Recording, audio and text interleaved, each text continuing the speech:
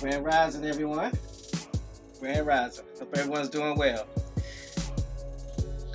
Peace to everybody. Grand Rising. Awesome Wednesday. Can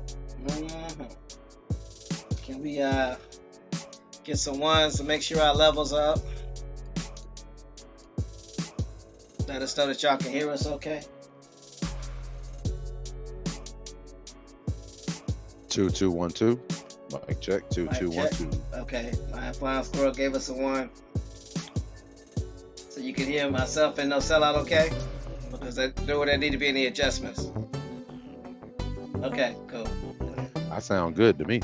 Really? That's what we doing? No, I had it in my ears. No, I don't. I don't like my voice played back. All right. So Grand Rising, Macadon 1. Grand Rising, Lady LJ Free. Grand Rising, I Am Flying Squirrel. Grand Rising, Pamela Hall. Grand Rising, David Corey. Grand Rising, Afua Jones, PWC representing. Let's see, did I miss anybody? Grand Rising, oh, how can I miss Doodle Vision? He came in first. Grand Rising, Doodle Vision. So you coming up in the building? Hopefully that's anybody home. I know, right? Hopefully he gonna be up in her. Grand Rising, Copper Color Queen. Yeah. Peace to everybody. Exactly.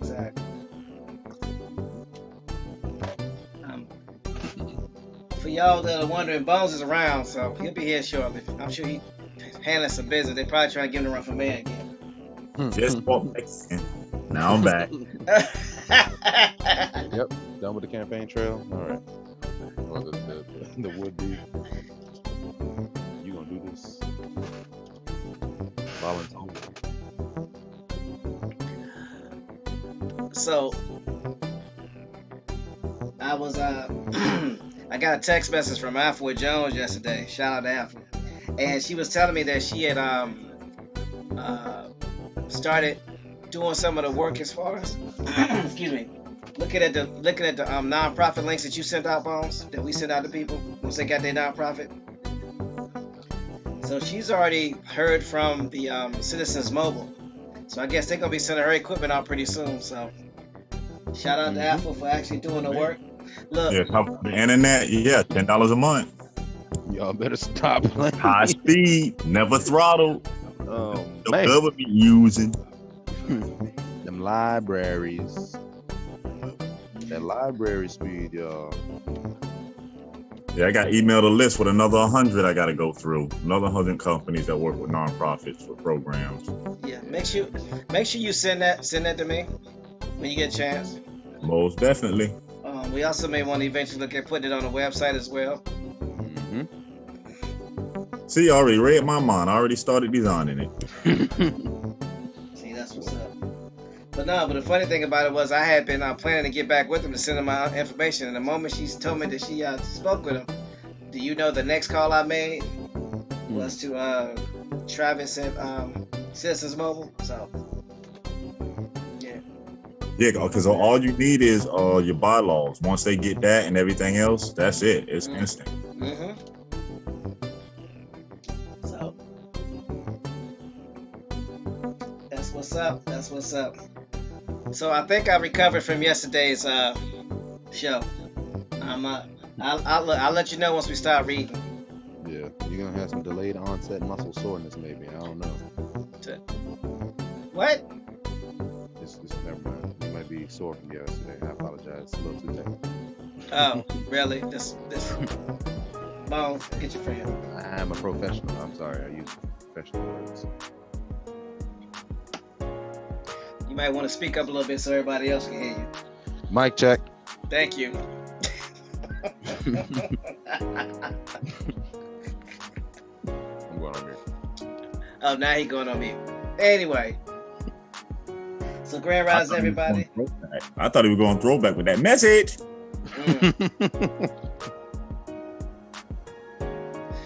See, that ain't right. So we want to say Grand Rising to everybody, Grand Rising to all the new subscribers and people that are always listening and supporting and choose not to.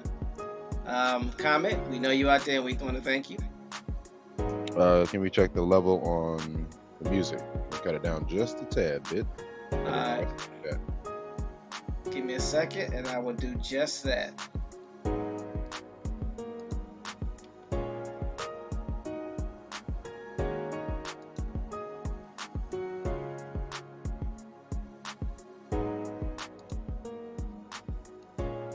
Is that better? Macadon one or two if the level is good. Or anybody. One is if it's right. Two if it needs to be turned down some more. Yep. Because we definitely want to make sure y'all can hear us. Well, we got Pamela said two. You said two because you can't hear the music, or two because you can't hear us. Nah, hold on. I think our instructions are confusing. The shortest instructions ever. Get confused. All right. Well, we do have people with different ears, so I don't know. Wait a minute. Well, I hope they all not sharing the same ear. That would be awkward. I can't. Oh, Pamela says she can't hear us. Mic check. 1 2 1 2 2 1 2. Hold on, let me see if I need to do anything different to. I was mumbling a few minutes ago, Pamela. I don't know why. Can you hear me, Pamela? Mic check. 1 2 1 2. 2 2 1 2. Tell the truth, no sellout. You auditioning for that new Migos spot. Mama. No, I'm not. I can be an amigo. Not amigos. Okay, so we got some ones for me being heard, and we know Bones can be heard. 2 2 1 2.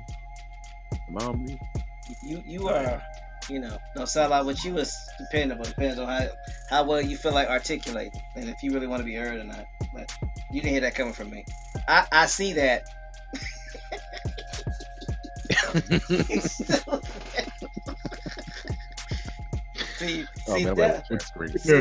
For those in the chat, there's a reason why we do not show our faces. Really? Really? That's the reason? And ain't got nothing to do with nothing else. Just okay. All right. Yeah, I guess that's a valid reason. You almost scared me. I was not prepared for that. I randomly turned my camera on, y'all. Faces. Inconvenient moments. Very inconvenient moments. Like live on the air. Grand Rising, y'all. Let's get a show on the road. So yeah, let's go ahead and get this. Take off. Let's go ahead and get this PSA out the way, so people can know who we are and what we are about. So there's no misconfusion, and people cannot create their own narrative. So this episode of Cab Grand Rising Show was brought to you by a Tactics Assembly, where the real work gets done. The Tactics Assembly, the gathering of the minds that do the work. So who are we? I don't know. That's a good question. Wow.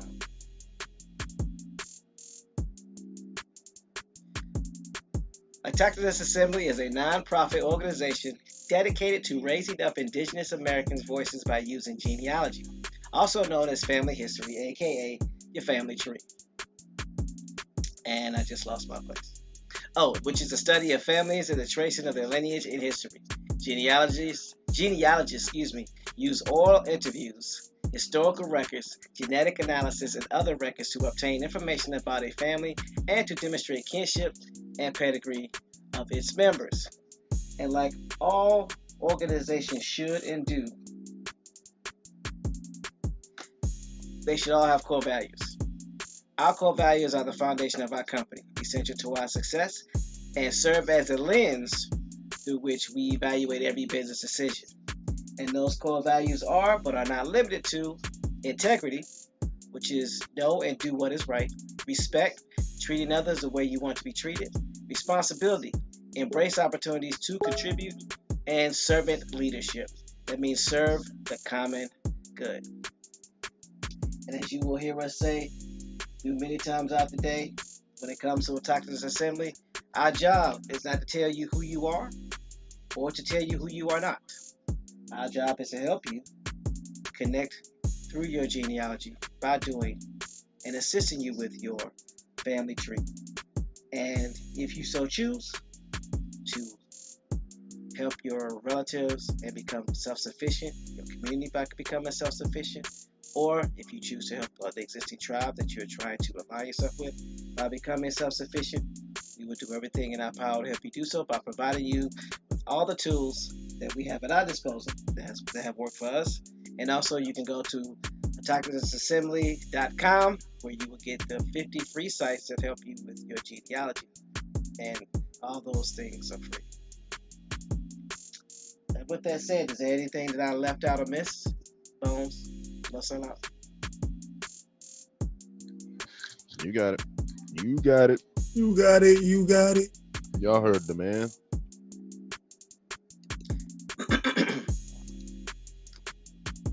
All right. So yesterday's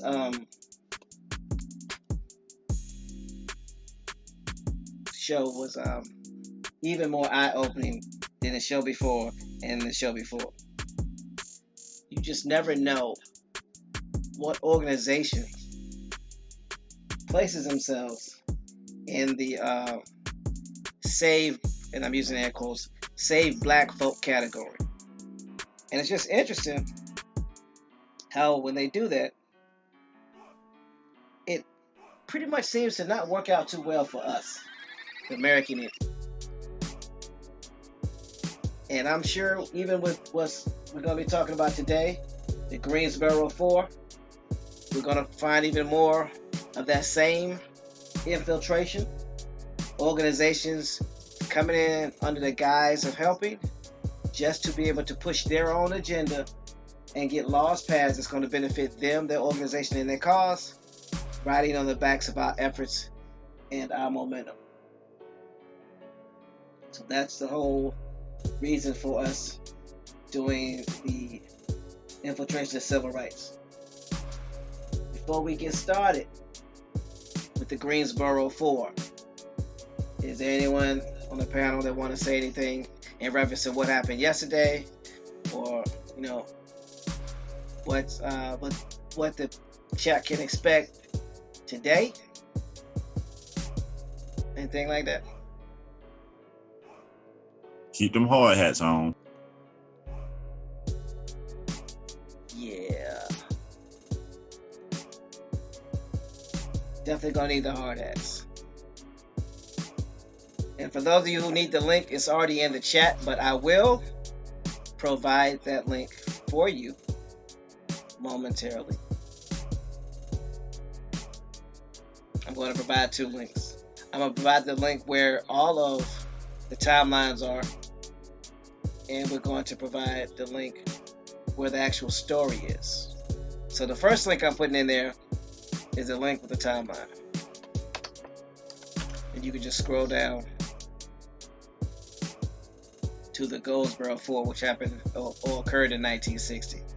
And then the next link I'm putting in is an actual link that describes what happened from the Encyclopedia Britannica.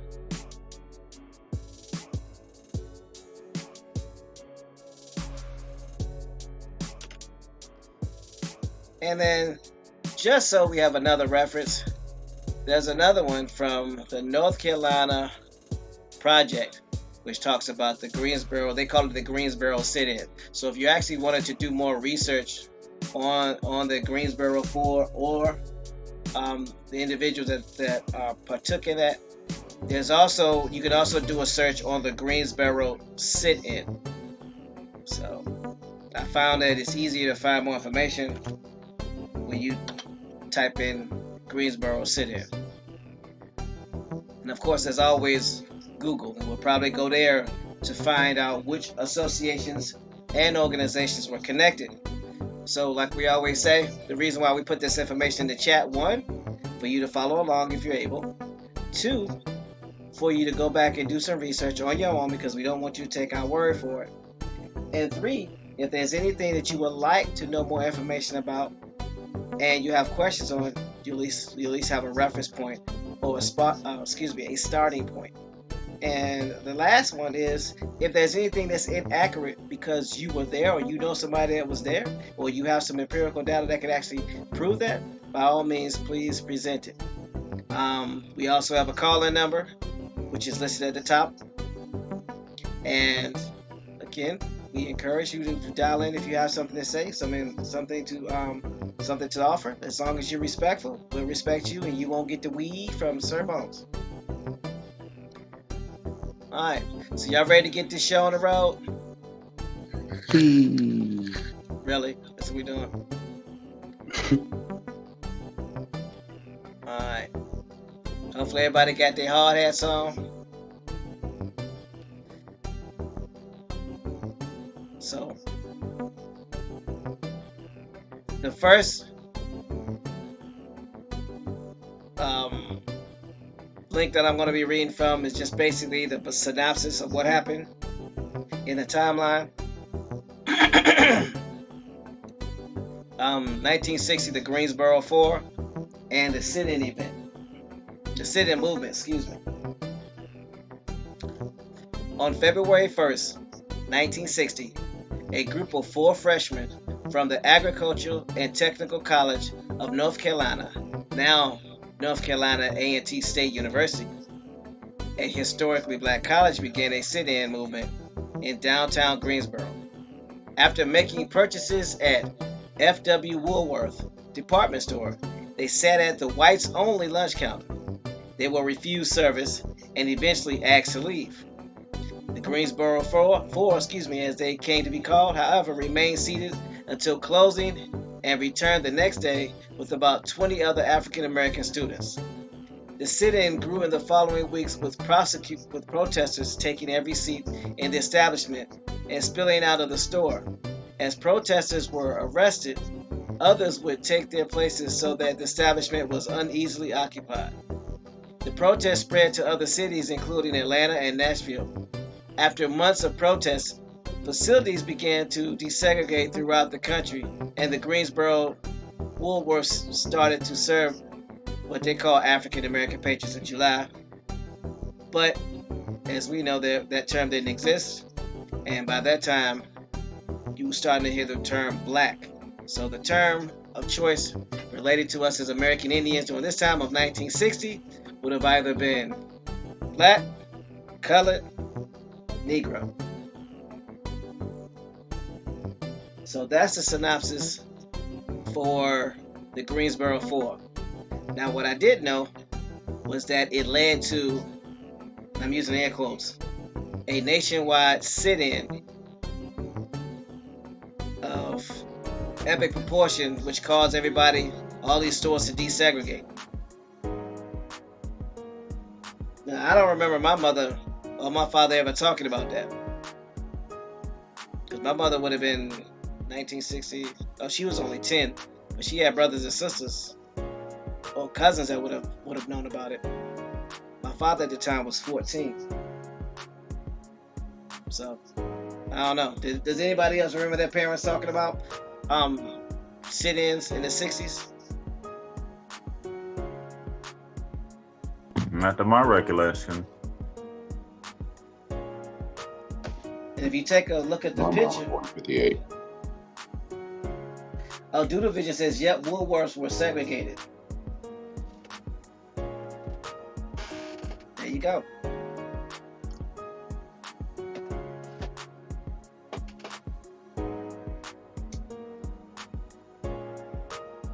Free says she don't care for sit-ins. Something sounds strange about them to me. I thought it was a little bit strange that you would have a store proprietor who's supposed to have such hatred for us as a people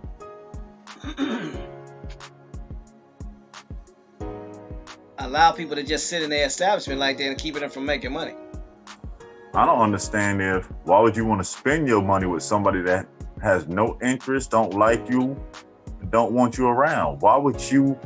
I don't know. It just sounds crazy to me. Pamela Hall says, hold on. She's asking her mom. Her mom was a waitress. Free says she thinks it's crazy that our ancestors would care like that. I would agree with that. Yeah, it does seem a little weird, strange, awkward, unnecessary, but that's just my personal opinion. But thank you to the chat for the feedback. Doodlevision says, Wool is itchy. Why would you shop at Woolworths? Oh Lord, here we go already. Whole lot of lotion, whole lot of lotion. I feel you. Pamela Hall said that they had to sit at the black counter.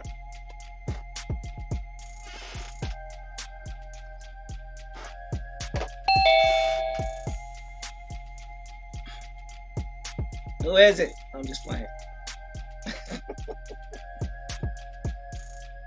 Come in.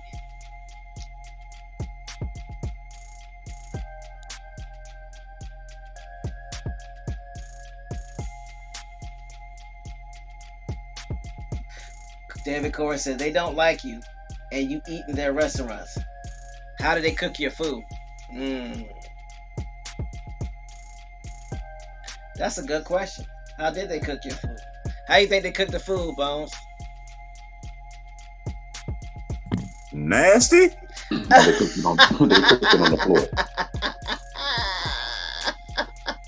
I said, why you come out of the bathroom on my plate? Excuse me? I need to see your manager. Just something to think about. When that food has some of everything, think about it. These people didn't like you. They don't want you in there. And you're going to go to them and let them fix your food. Man. Doodle says you can watch them cook your food. You don't know what they did to that stuff before they put it on that heat? Oh, no. You don't like me, you can't touch nothing I'm putting in my body. I'm sorry. I think we're a little bit more cynical than they were in the 60s. Because I'm sleight of hand. Yeah, I'm not. I'm like, LJ, you wash your hands? Wash them again. I'm just playing. No, but seriously. Me too. Pamela Hall said they all had colored cooks as far as I can remember. Ah, that explains it. So you had colored cooks. Okay. That makes sense. Well, hold on. I ain't good enough. No, let me hush. I ain't finna do it. Nope. Not this Rajan. Also, too, my thing is, it's work, so you gotta look at it from that way. What by a show of ones, throw up a one if you would work in a segregated store, and throw up a two if you would not. Throw up a one if you work in a segregated store, and throw up a two if you would not.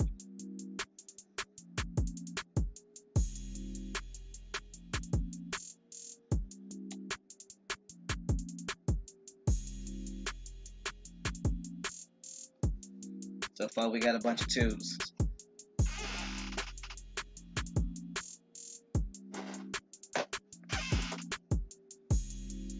All right. So me personally, I wouldn't. But then again, you got.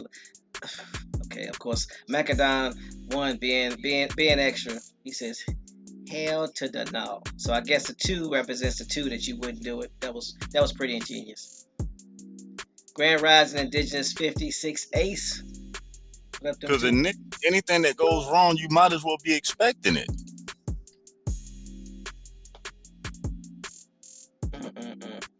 Just a thought. I just wanted to see what everybody's thought process was. But then again, if your family is starving or they need the money, then you might have to do it. But it seems like in a lot of these areas, and correct me if I'm wrong, the youth that were working there were in school, so that money that they was using was for them, not for the family. Maybe it's just me. I don't know. I could be missing something though. Grand Rising, Mr. TJ. We are talking about the Greensboro Four, not to be confused. Never mind, I'm not doing that.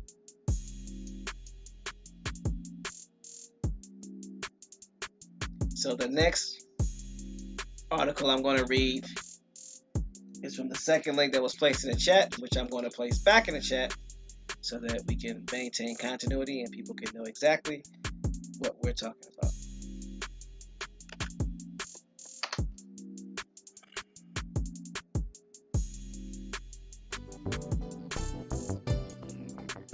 All right.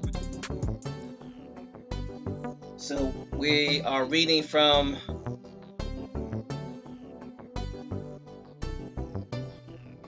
the Goldsboro Sit-In, aka the Goldsboro Four.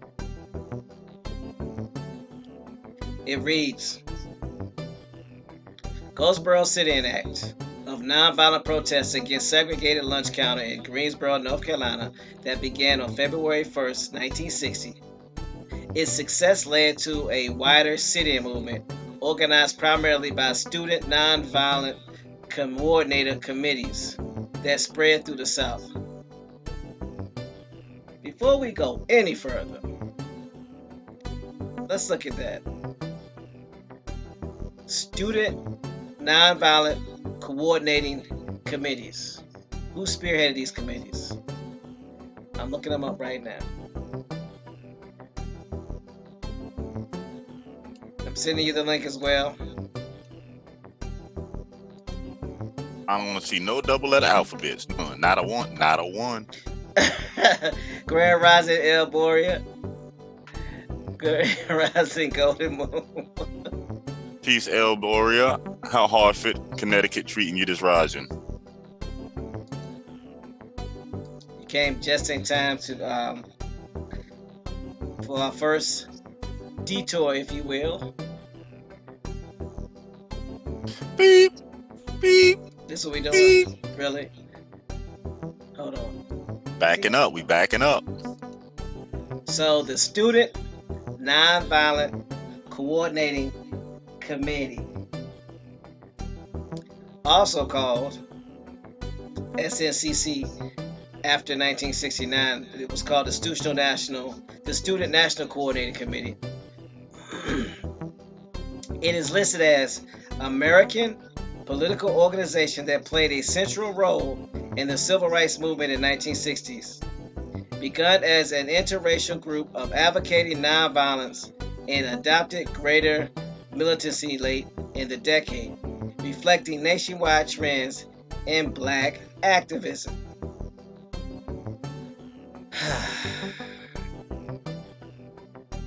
Here we go again.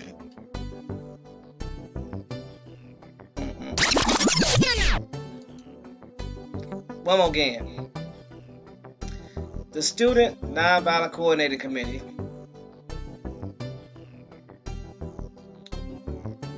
hold on. I lost my spot. Yeah. It says it's an American political organization that played a central role in the civil rights movement in the 60s. It began as an interracial group advocating nonviolence. It adopted greater militancy late in the decade, reflecting nationwide trends in black activism. So it's safe to say that it was not started by a bunch of melanated people because they use the term interracial. And we know when we see interracial, that means 9 times out of 10, there's a token. If you have any questions, look up NAACP and who sat on their board of directors in 1957. My. So, shall we go find out who this Student Nonviolent Community Coordinator Committee is? Because, of course, they're not telling you who it is. So let's look them up. Let's pay them a visit. So let's see what Wikipedia has to say.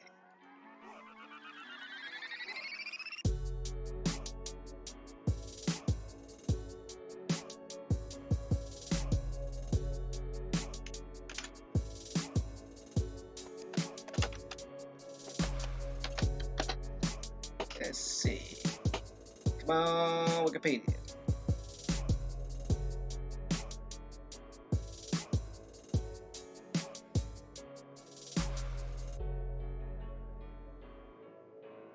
today before I grow old.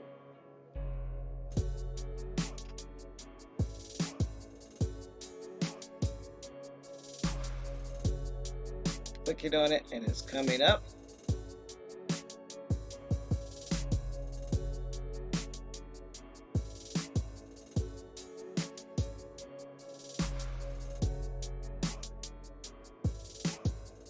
All right, so I'm going to put the Wikipedia's version of the Student Nonviolent Committee, just so you can see what they have to say. So,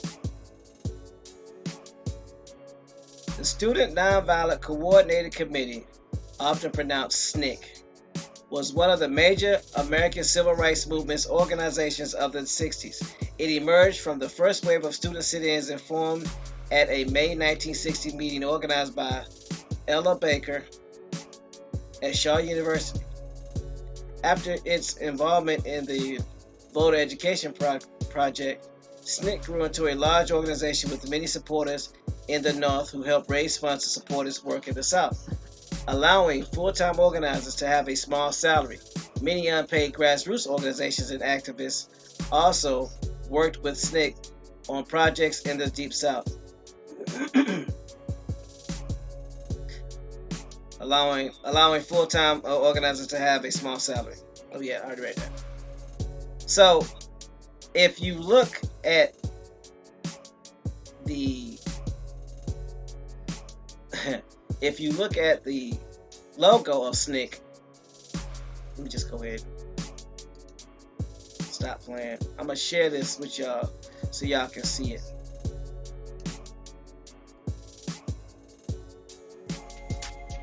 It's letting you know that it's a multi, what they call it, multicultural, for lack of better terms, organization.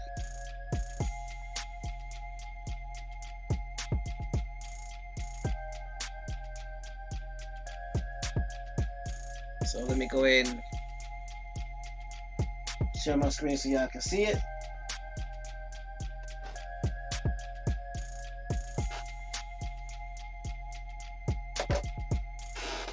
SNCC. That's what the logo looked like. So you already know what the intentions of that organization is: to unite or integrate.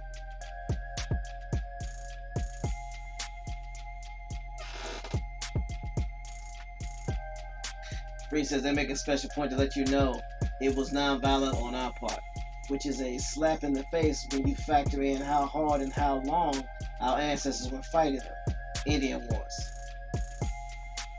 The name David Corey is called the Student National Coordinating Committee, but they nicknamed it SNCC.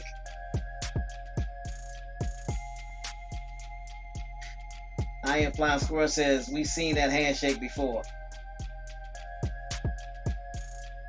So the founder is Ella Baker, who is actually a melanated woman. Okay. So let's look at some of the key players, shall we?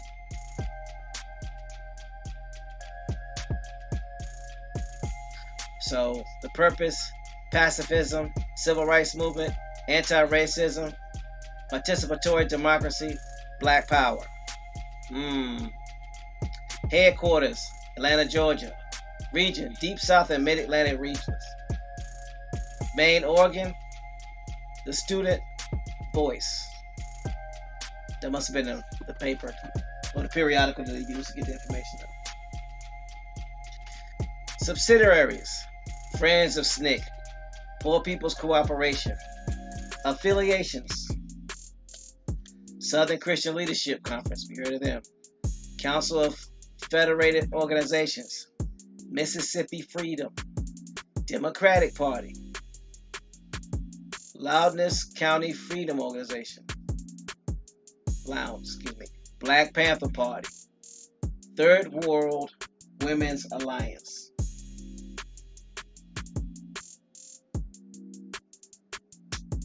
So, that gives you a peek into this organization. So let's read this paragraph here. It says, in the late 1960s, inspired by fiery leaders such as Stokely Carmichael, SNCC focused on black power and draft resistance in the Vietnam War. As early as 1965, Executive Secretary James Foreman said he did not know how much longer we can stay nonviolent.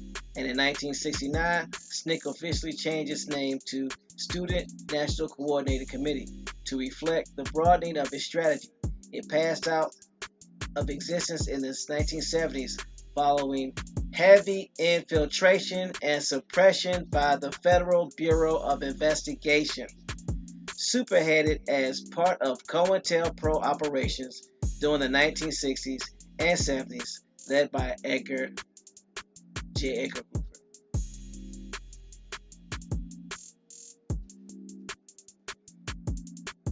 Did y'all hear that? Not this dude. When they were no longer nonviolent, they was ready to bust some heads, then they get infiltrated. And the words that they use are, and y'all can see this, so that's good. Heavy infiltration and suppression by the Federal Bureau of Investigations, spearheaded as part of COINTELPRO operations during the 1960s and 70s, led by J. Edgar Hoover. This right here is the main reason why it is so important to know who you're dealing with.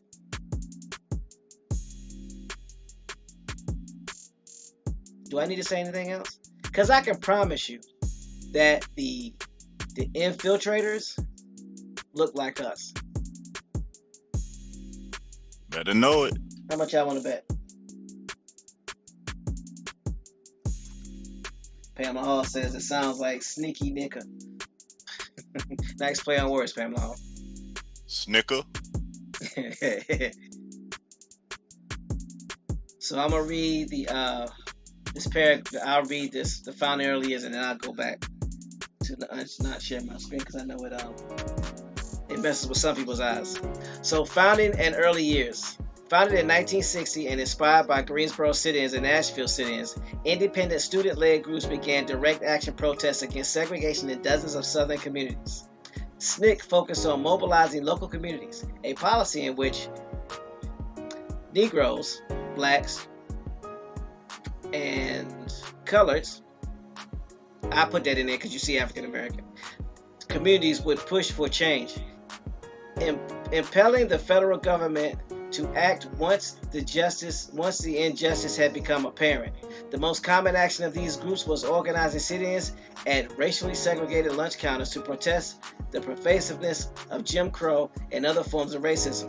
While in the civil rights cases, the court ruled that the Equal Protection Clause did not cover private individuals, organizations, or establishments. The trials of arrested sit-in protesters created an opening for the court to reevaluate its early ruling and expand the clause to cover acts of private discrimination. The sit-in movement was a turning point in the using the courts and jail to exert moral and economic pressure of southern communities. In addition to sitting in at lunch counters, the groups also organized and carried out protests at segregated white public libraries, public parks, public swimming pools, and movie theaters. At the time, all those facilities, financed by taxes, were closed to blacks. The whites' response was often to close the facility rather than integrate it. The Student Nonviolent Coordinated Committee as an organization began with an $800 grant from the Southern Christian Leadership Conference. Stop right there. A nonprofit issuing a grant to another nonprofit. Let's resume. It was for the conference attended by 126 student delegates from 58 sit-in centers in 12 states, along with delegates from 19 northern colleges. The SCLC, Congress of Racial Equality, or CORE, Fellowship of Reconciliation, FOR, National Student Association, NSA, and Student for Democratic Society, SDS, Out of this conference, the SNCC was formed. Ella Baker, who organized the show, Ella Baker, who organized the Shaw Conference, was the SCLC director at the time. She helped form SNCC. But SNCC was not a branch of SCLC. Instead of being closely tied to SCLC or the NAACP as a youth division, SNCC sought to stand on its own. Ms. Baker later lost her job with SCLC, which she had helped found. Among important SNCC leaders attending the conference were Stokely Carmichael from Howard University, Charles F. McDough, who led student protests at South Carolina State University, J. Charles Jones, who organized 200 students to participate in sit-ins at department stores throughout Charlotte, North Carolina, Julian Bond from Atlanta, Diane Nash from Fisk University, James Lawson and John Lewis Bernard Lafayette, James Bevel and Marion Barry from the Nashville Student Movement. I wonder if that's the same Marion Barry who ended up becoming the governor of D.C. SNCC's first chairman was Marion Barry, who later became the mayor of D.C. Barry served as chairman for 1 year. The second chairman was Charles F. McDough, who served as chairman from 1961 to 1963, when he was succeeded by John Lewis. Stokely Carmichael and H. Rap Brown were chairmen in the late 1960s. SNCC's executive secretary, James Foreman, played a major role in running the organization. LJ Free says, all in the family, one hand washed the other, right before our face the entire time. Yeah, because some of these names you'll recognize. One name in particular that should really stand out is Diane Nash from Fisk University. Now, the question that I have is, why was Ella Baker fired from the SCLC, which she founded, or which she helped found?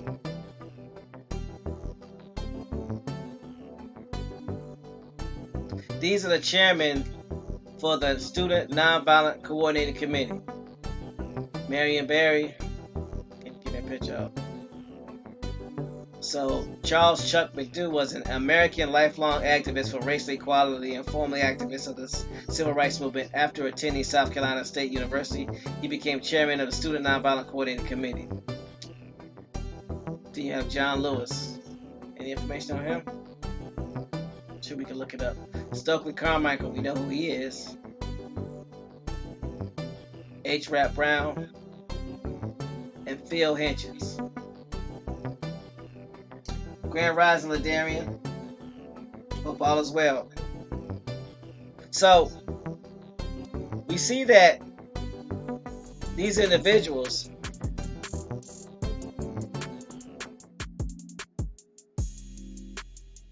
actually, what's the best way to put it? They all had ties with either the NAACP or Diane Fisk at some particular point in time. And even as chairman of the Student Nonviolent Coordinating Committee, which was called SNCC, eventually moved away from the nonviolent movement and went violent, or went more towards self-defense, I'll put it that way, nonviolent, in 1969. And they changed their name. Grand Rising Jeffrey Gordon. So, does anybody know why the Southern Christian Leadership Conference removed Ella Baker from SNCC? From the SCLC? Did somebody look that up for me?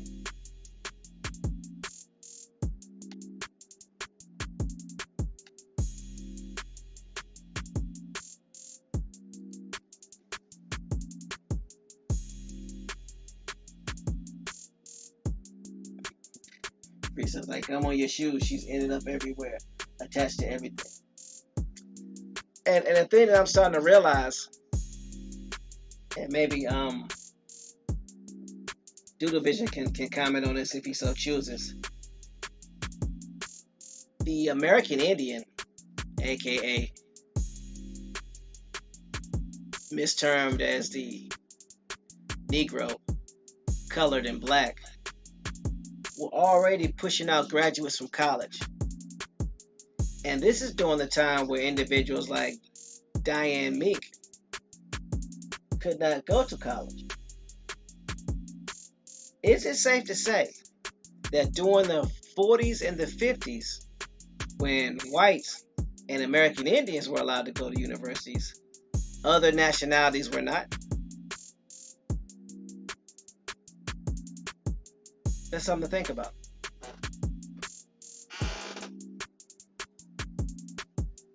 Because you have American Indian men and women graduating from college, but Meek, I can't think of her first name, it'll come to me, who was, what was it, Chinese American? She couldn't even go to college. Yeah, Japanese American. Yeah, Japanese was American. Patsy Mink. Yeah, Patsy Mink, yeah. So is it safe to say that during the early 1900s, late 1800s, early 1900s, that there were only two groups of people that were allowed to go to college? That would be your American Indians, aka Negro, mulatto, colored, black, and white folks. Everybody else was not allowed. I don't know, something to think about.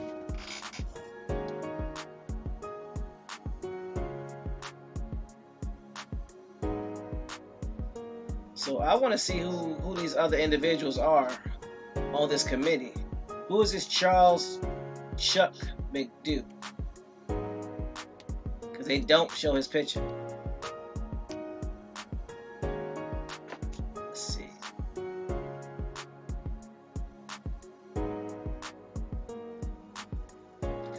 Well, we know he's not Negro because it says nationality American.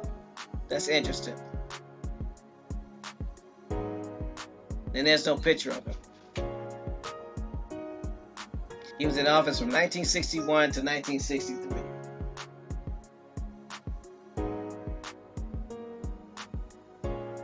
So, let's look at Charles McDew's life. He actually sat on the board. He was the second chairman of the Student Nonviolent Coordinating Committee.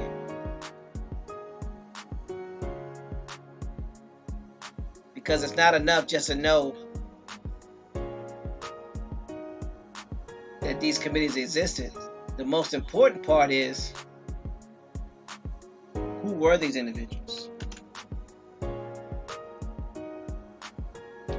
So I just put the link in the chat. So Charles Chuck McDew, born June 23rd, 1938, transition April 3rd, 2018. Wait a minute, he just recently passed. Wow. That's interesting. It says was an American lifelong activist for racial equality and a former activist of the civil rights movement. After attending South Carolina State University, he became the chairman of Student Nonviolent Coordinating Committee, SNCC, from 1960 through 1963. His involvement in the movement earned McDew the title Black by Birth, a Jew by choice, and a revolutionary by necessity, stated by fellow SNCC activist Bob Moses. Interesting. Charles Frederick McDew was born in Massillon, Ohio in 1938 to Eva Lee Stevens and James McDew. He was one of 4 children. McDew's mother worked as a nurse, and his father, who had been a chemistry teacher in South Carolina, had become a steel worker after Ohio schools refused to hire him. I think I know who McDew is. Can you say mulatto?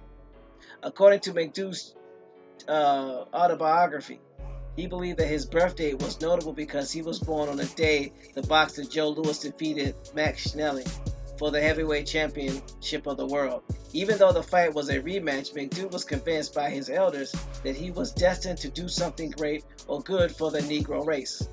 McDew also referred to himself as a race baby, an ideal that had never been defined to him by family members, but one that he believed he was expected to be defined for himself as his future unfolded. I had a chance to do something for the race. It was never specified what I would do for the race, but it was expected that I would do something to help the colored race to move ahead.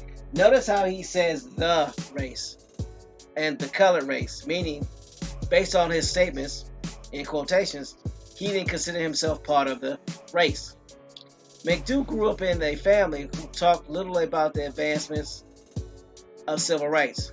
Though there was little talk on the topic, McDougal displayed his first example of general protesting when he was only in the 8th grade. Protesting the rights of religious freedom, McDougal is seen standing up for his peers by representing Amish religion at a very young age. As he got older, McDougal expected to grow up to work in them steel mills, as many men in the area did. Before he did so, his father requested that McDougal go to the South to experience his own culture, to expand his ideas of what work he could do.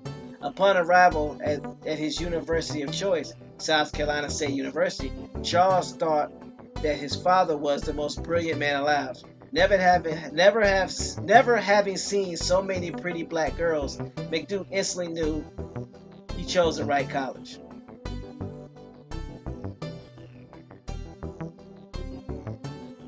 The race, right. So, by going back and looking over this again, it seems that McDougal was what we would be considered at that time, or during the late 1800s, a mulatto.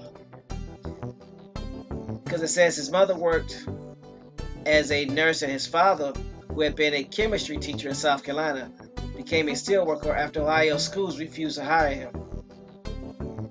I can't imagine Ohio schools refusing to hire a white man. I don't know, what do y'all think? And it has his nationality listed as American. Did he kill somebody? I mean, why would you not be hired? What was that? No sell out.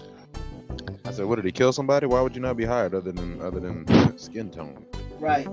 Or the tone of voice during the interview process? I think I found why Ella Baker was fired. Okay, spill it. Put it in a link and spill it. What you got? You're fired. Basically, let me back it up to this point where it says, well, we know about she persuaded King to put up $800 needed to hold a conference. Reverend King hoped they would become a SCLC student wing. Ella Baker, however, encouraged the students to think about forming their own organization. Addressing the conference, Reverend King asked the students to commit to nonviolence as a way of life. But for the most in attendance, nonviolence was simply an effective tactic. Speaking to the conference, Ella Baker told the students that their struggle was much bigger than a hamburger or even a giant-sized Coke, and presenting this bigger picture and encouraged them to form their own organization. They wanted them to become a part of the SLC. Hold on, let me get it correct. A part of the King organization. But she convinced the students to start their own and not to go with the nonviolence way. While everybody else was telling them be calm, not to be violent, she didn't believe in that. I'm gonna post this article on her right now in the chat.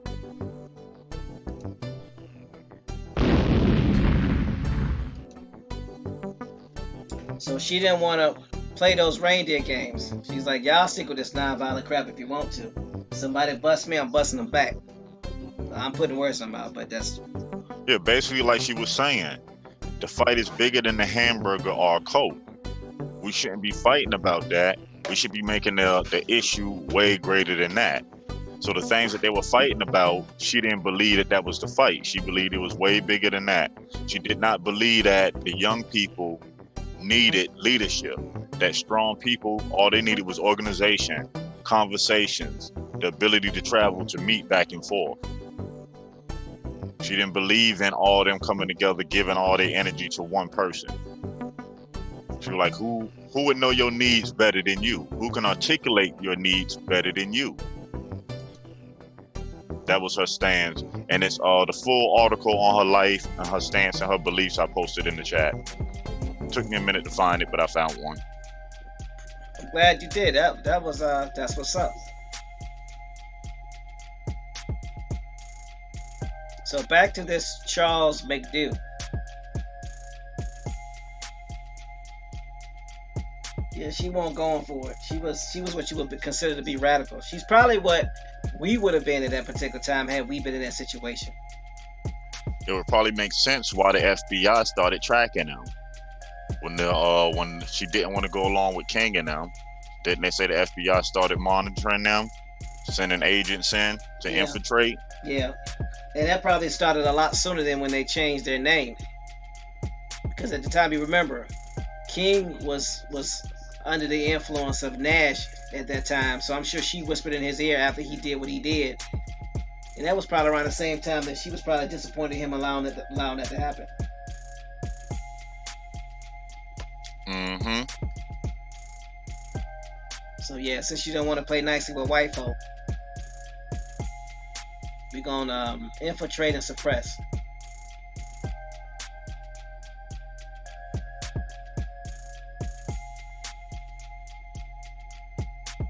Has anybody found a picture of Charles Chuck McDew yet?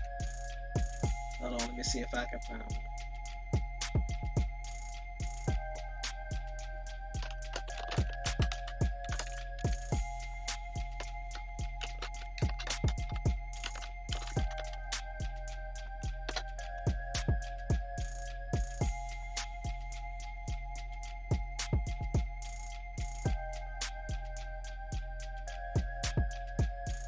Oh my gosh.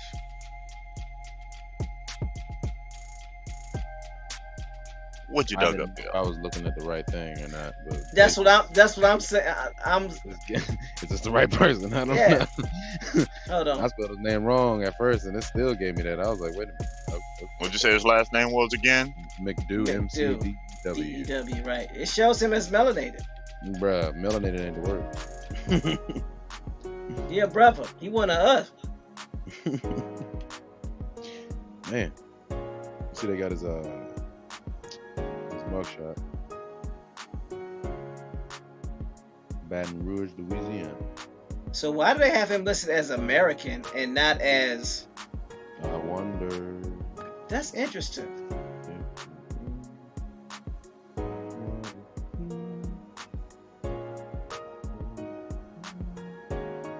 Yeah. Was his mother Indian? Or listed as Indian? That's what I want to know. I'm about to listen to any album. Ain't even mine. No, he's a brother, y'all. Real quick, I'll check it. M-C-D-E-W. Charles Chuck. I put in Charles Chuck McDew. McDew. And it even says here, it says, Charles Chuck McDew was an American lifelong activist for racial equality and former activist of the civil rights movement. After attending South Carolina State University, he became the chairman of the Student Nonviolent Coordinating Committee from 1960 to 1963. Why is it that he's only listed as American and not African American? They do that for a lot of people now, because you look up Beyonce, it says American. Serena Williams, it says American. Well, others that say African American. So they picking and choosing who they deem to call what?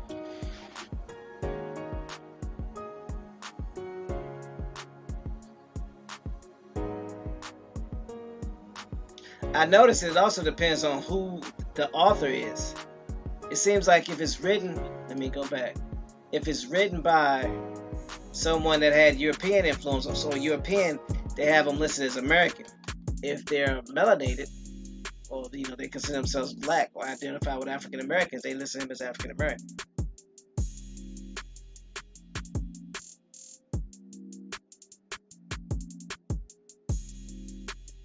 David Corsi, he told him not to put that on his papers. I mean, that's possible. And being that he just recently passed, I'm sure he was probably adamant about that. I mean that would only make sense.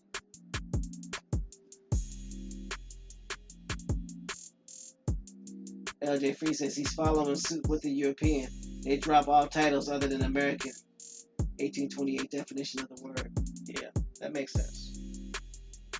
I mean, there's many. Yeah, I was wrong on that, relatives.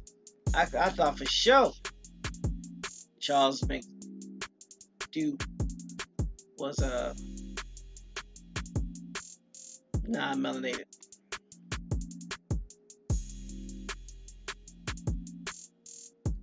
That's interesting. Real name Charles Frederick McDew.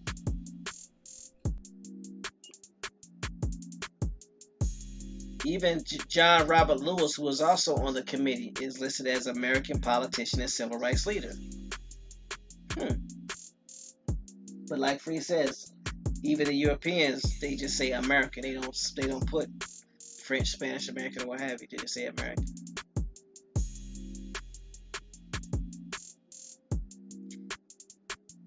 It says that he is the dean of the Georgia Congressional Delegation, John Robert Lewis. Okay.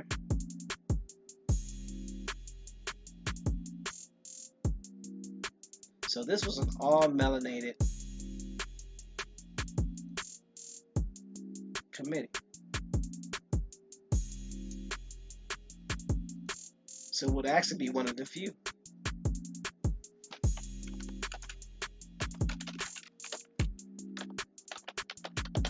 Interesting.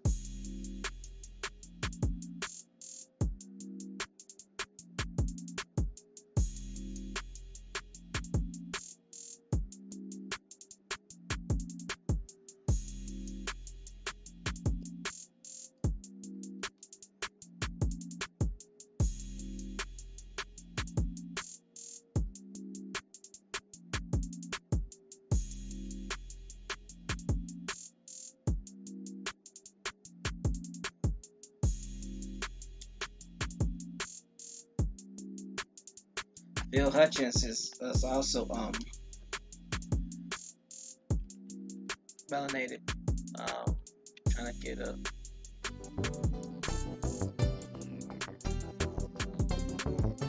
feel for who his parents were.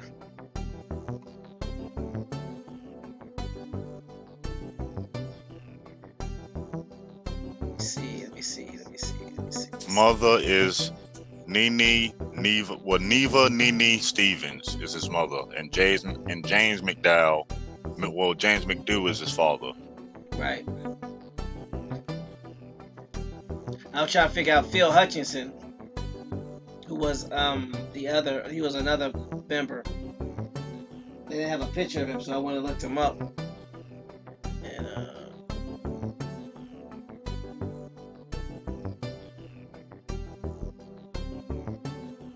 I'm trying to find out information on his parents. So we know that the Student Nonviolent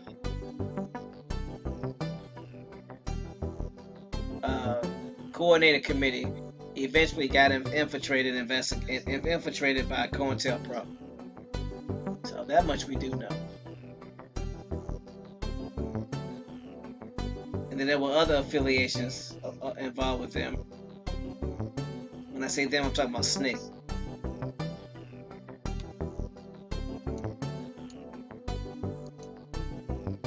So let's see what we got. And this is all in reference to the Greensboro sit-in. And it was centered around 4 freshmen going to a Woolworths all-white counter and staging a sit-in, and then coming back the next day with 20 more American Indians, or as most people know, or refer to us as blacks and coloreds, to stage a peaceful sit-in to heavily influence all private stores to become desegregated. So the other organizations that were affiliated with the SNCC were the Southern Christian Leadership Conference, we know, which was headed by Dr. Martin Luther King. And then you have the Council Federation, organization, Council Federated organization. So I'm gonna look this up. I put it in the chat so we can see who they are and what they did.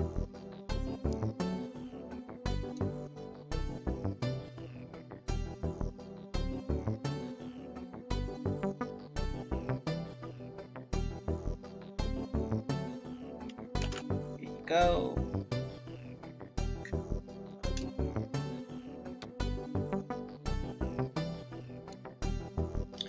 So the Council of Federated Organization was a coalition of major civil rights movement organizations operating in Mississippi. The COFO was formed in 1961 to coordinate and unite voter registration and other civil rights activities in the state and overseas.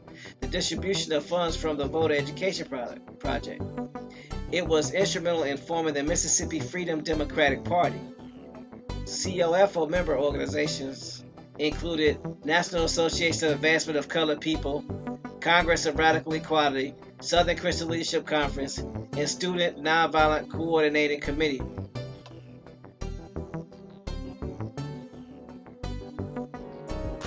So the NAACP is in this one too.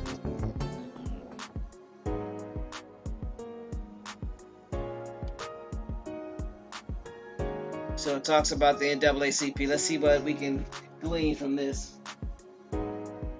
The prelude to the civil rights movement in Mississippi began after World War II when veterans such as Medgar Evers, his brother Charles Evers, Aaron Henry, and Amzie Moore returned home from fighting Nazi Germany.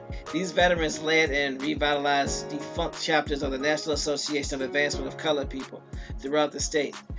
After the war, Evers took a job as an insurance salesman. His travels took him into the poorest areas of rural Mississippi. His guilt over attempting to sell insurance policies to families who could barely afford food led to him joining the NAACP in early 1950s. He soon became the organizer's first field secretary in 1954. Friend, fellow veteran, and pharmacist Aaron Henry also took up the reins of activism by founding and becoming the first president of the Clarksdale, Mississippi branch of the NAACP. Henry organized a local group to have 2 white men indicted for kidnapping and rape of 2 black girls.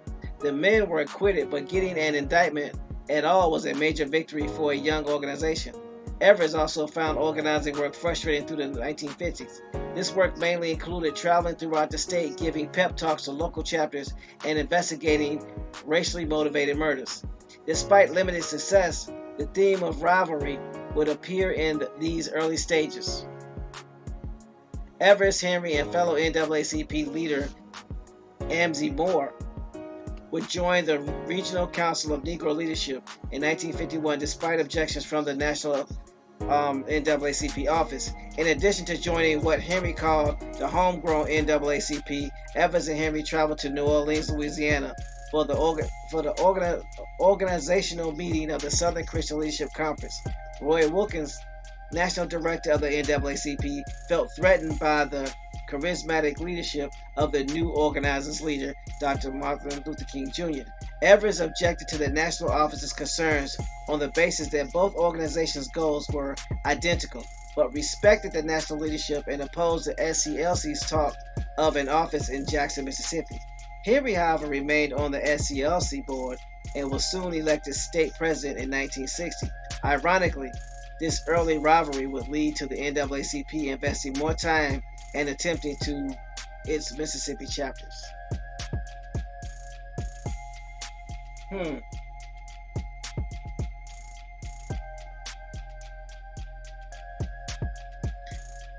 Did y'all catch that?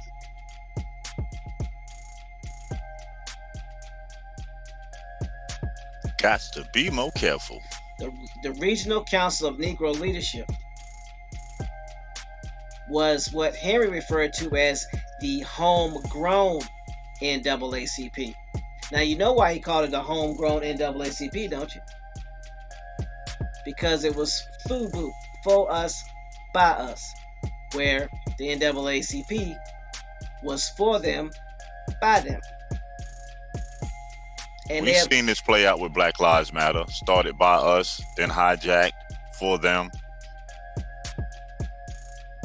So anytime it appears that anytime the organizers wanted to have their own version of the NAACP, it was met with staunch resistance from the NAACP. What does that sound like to y'all? Indian wars all over again. That's exactly what it is. Let's get with these Europeans to help fight our cause. No, we can do it ourselves. We don't need them. But no, you need them. No, we don't need them. Tell me it don't sound like that. I'm here.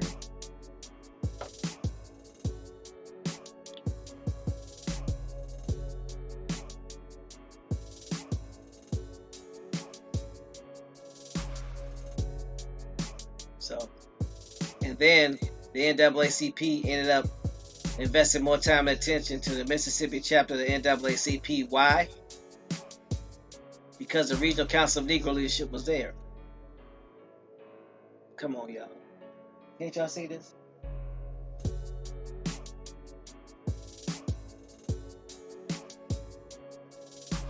They're controlling the narrative. Exactly.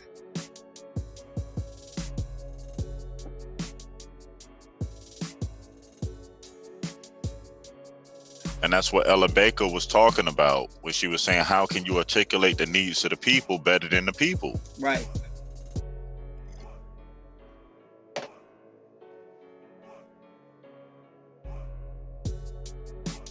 So let's go on and see it from SNCC's perspective. The reluctance of the NAACP to accept new ideas led Amzie Moore to a student conference in Atlanta in 1960. Moore, president of the Cleveland, Mississippi chapter and state vice president of the NAACP, had become frustrated with the legalistic and slow-moving national office and respected the idealism and devotion of the new student movement in the other parts of the country. In Atlanta, Moore met Bob Moses, a young teacher from Harlem in New York City. Moses, a Harvard graduate, was inspired by the North Carolina student sit-ins in February 1960. That summer, he volunteered in the corner of Atlanta SCLC office with the small staff of the newly formed Student Nonviolent Coordinating Committee. Moses traveled through Alabama, Mississippi, and Louisiana, recruiting young people for SNCC's small conference.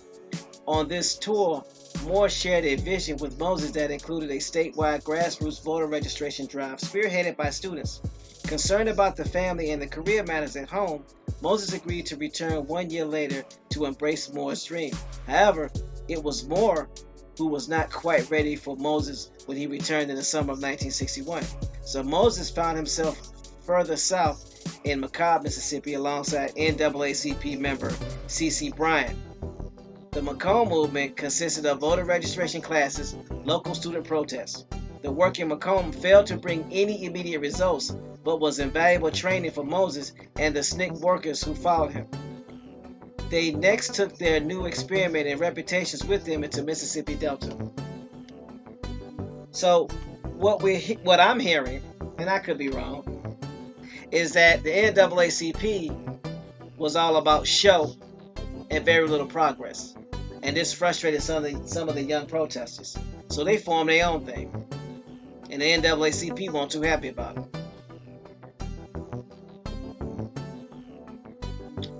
So let's look at CORE. The SNCC and NAACP Macomb project coincided with the early days of freedom rides sponsored by the Congress of Radical Equality.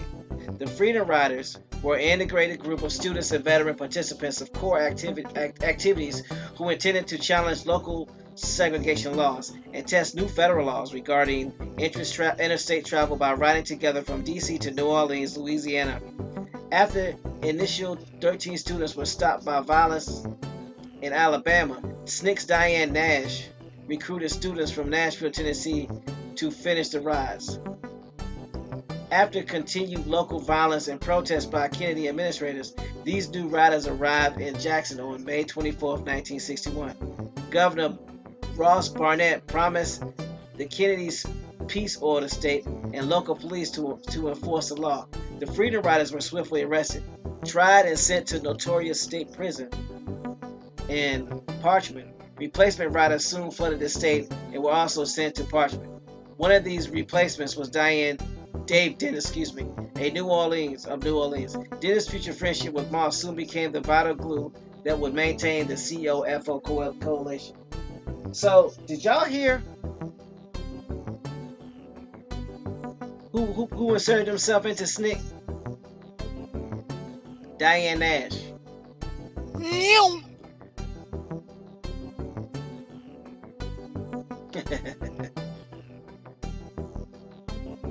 She inserted herself into SNCC after they decided that they was going to do their own thing, so she could keep an eye on them. She got involved with them and became more radical than they did. That explains why she was pretending to be so radical. I Am Flying Squirrel said, "Whoop that trick." Don't do that. That's not nice. So let's look at a growing need for unity. Several events set the context of the creation of the statewide COFO group. John Doerr of the Justice Department arrived in Mississippi to begin investigating claims of people who were prevented from voting and found local support from Aaron Henry. As Freedom Riders converged upon Jackson, Mississippi, Henry and Clarksdale NAACP attempted to set up a meeting with the Governor Barnett. On his refusal to meet with the civil rights group, they created the Clarksdale Council of Federated Organizations for the meeting. Under the new name, the active middle class of Clarksdale would continue their ongoing voter registration drive. King briefly appeared in Jacksonville to make a speech in support of the Freedom Riders. This again worried the national NAACP office, but Everest reassured them that strong chapters in Mississippi would prevent the student movement from gaining local ground. Contrary to Everett's statement, the student movement soon swept through Jackson.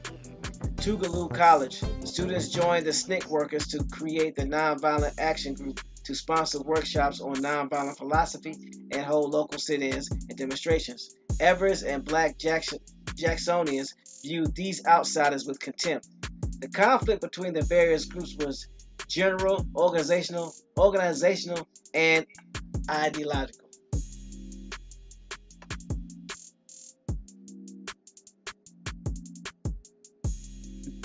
LJ Free says, "Does anyone know who Michael Jackson wrote the song Dirty Diana for? Miss Nash could be a contender."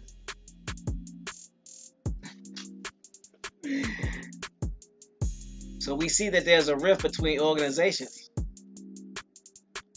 Everest slowly warmed up to the dedication of the young activists in 1961 through 62 and asked the National Office for permission to endorse the direct action activities. These activities violated the NAACP's traditional practice of working through court cases and pushing voter registration. The request was quickly rejected. Evers was so frustrated by national leaders that he considered leaving the organization. Despite national objections, Henry sent requests in support of Clarksdale registration drives and boycotts to King in Atlanta and Tom Gaither of CORE. Gaither and Moses joined forces in a memo to national SNCC and CORE offices about a coordinating voter registration drive through Mississippi, focusing primarily on areas where blacks made up 45% of the population. Evers and Henry became convinced of the need for unity. Instead of an overlap in operation on a trip to Los Angeles, during the trip the Mississippi activists observed local Jewish groups working in harmony towards a common cause.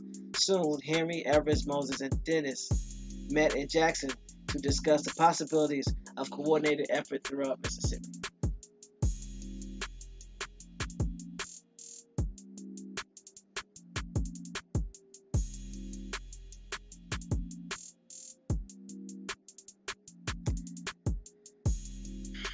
So,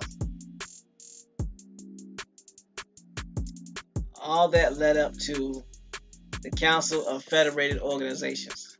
And there's a lot more to be read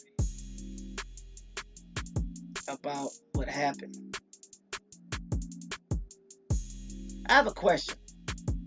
How did Medgar Evers die?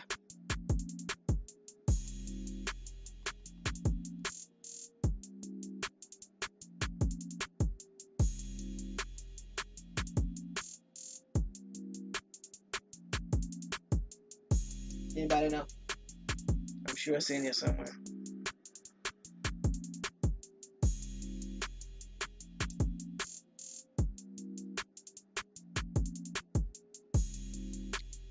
I'm trying to see if there's any connection. Assassinated. Why am I not surprised? On June 12th, 1963, at the age of 42, they said he assassinated NAACP and civil rights leader Medgar Evers shortly after the activists arrived home in Jackson. Beckwell was positioned across the street with a rifle, and he shot Evers in the back. Evers died an hour later at age 37.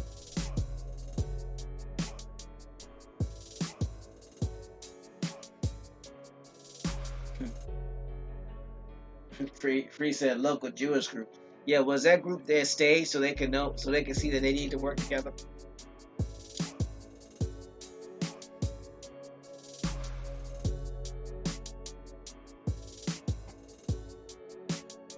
I'm trying to read ahead to see if there was any breakup of the COFO, which would have caused or led to his assassination.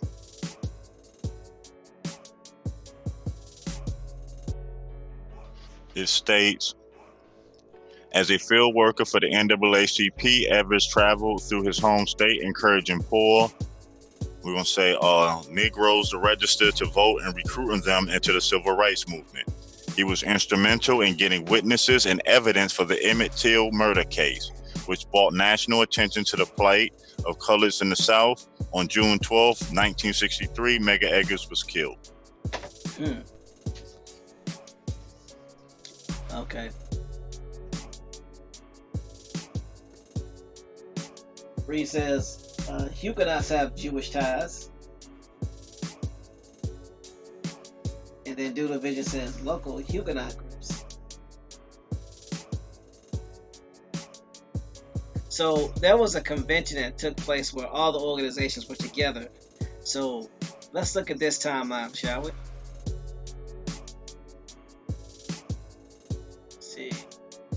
It says bitterness set in after the convention. The middle class were even more resentful of their poor representatives in the COFO leadership. Many workers later saw the convention as the beginning of the split between the political sides of the movement and the more militant activists. SNCC worker Cleveland Sellers noted that after the convention, the movement was not for civil rights, but for liberation. Moses especially came to resent the Democratic Party. He felt it was willing to allow poor blacks to receive benefits from civil rights legislation, but not participate in decision making. Despite that many saw as a failure at the Atlantic City Convention, the MFDP continued to gain support in Mississippi.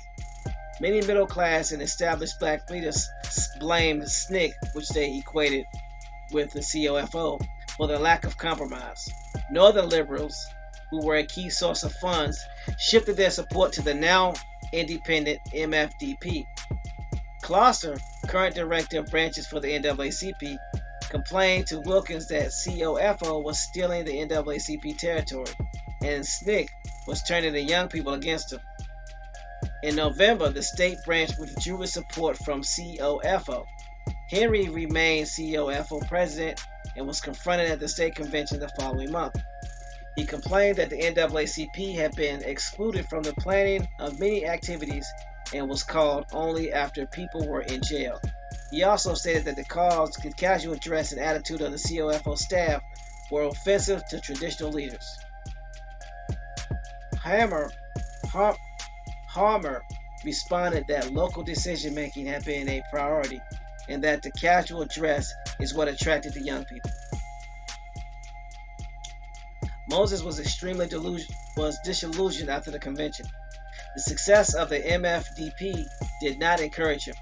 He felt that the party was following national programs, continued attempts at voter registration, party conventions, and was alienating the poor portions of the population. He resigned from COFO in late 1964 and left the state in early 1965. Dennis had also grown bitter after the convention and the murders of Cheney, Schwerner, and Goodman. he began to question if COFO's tactics were effective given the high costs and limited gains that could be seen. He returned to New Orleans in early 1965, where he attempted to continue work with CORE. He soon quit and opened his own law practice. With MFDP taking over most political activities, the remaining COFO staff began to sponsor medical services and provide legal assistance in rural areas. This stretched the already thin funds even more. The ongoing SNCC debate over the role of the white volunteers and staff weakened this organization in the state, which in turn weakened the already splintering COFO organization.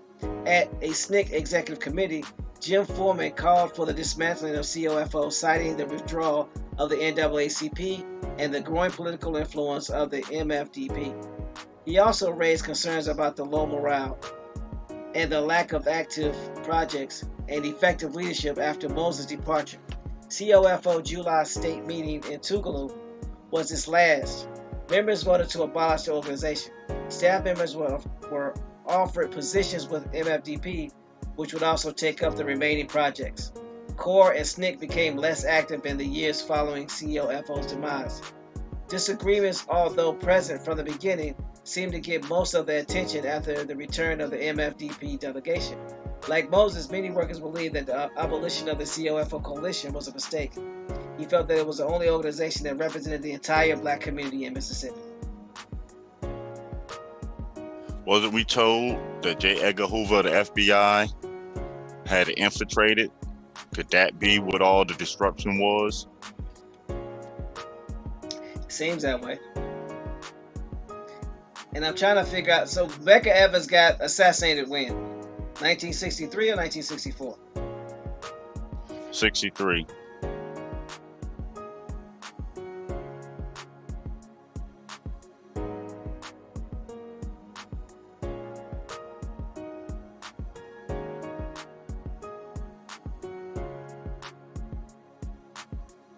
I'm looking to see if there's any mention of Medgar Evers' death in this Wikipedia article.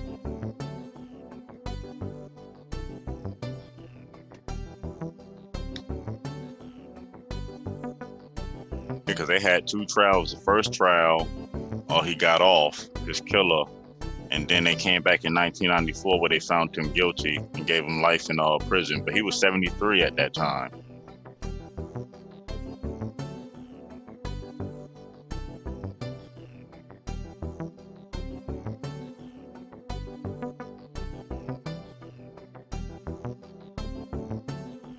The last time Evers is mentioned is the growing need for unity.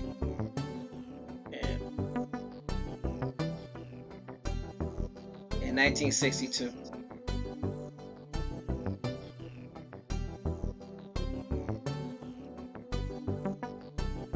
But they wouldn't want you to know about him because he was going around locally getting the locals active in politics and active in making change in their local environments. When these organizations wanted to take the effort off of that and put it on something else. Well, they was focusing on national and they was focusing on federal. Because if you do local, then you have more influence. If you keep it national, your influence is minimal. Yep. Pretty much like people just only voting for presidents. Yep.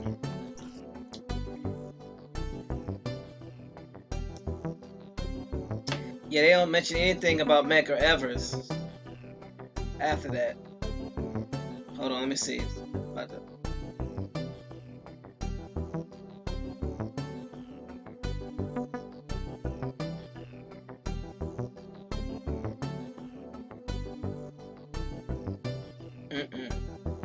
It just talks about Moses and Jackson's experience dealing with the Ku Klux Klan in 63 to early 64, but there's no mention of Medgar Evers. You would think they would have mentioned that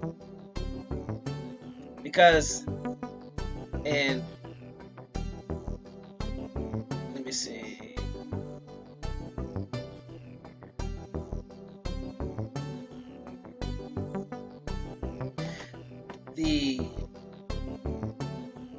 When did Medgar Evers die again? June June 12, 1963. And when did his killer get sentenced? He didn't get sentenced until 1994. Okay, but when was he acquitted? The first trial, I forgot the date of the first trial. And the reason why I'm asking is because the MFDP, which stands for the Mississippi Freedom Democratic Party, had its first meeting March 15, 1964.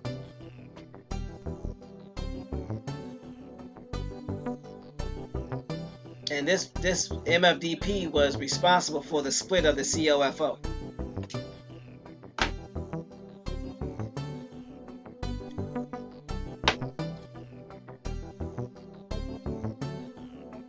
So I'm trying to figure out, was it done right after the acquittal? Because that would be a little suspicious.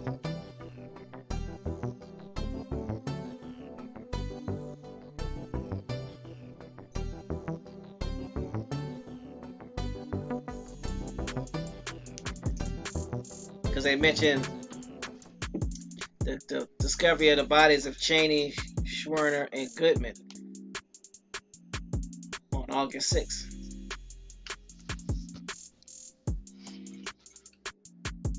First trial was April 1964.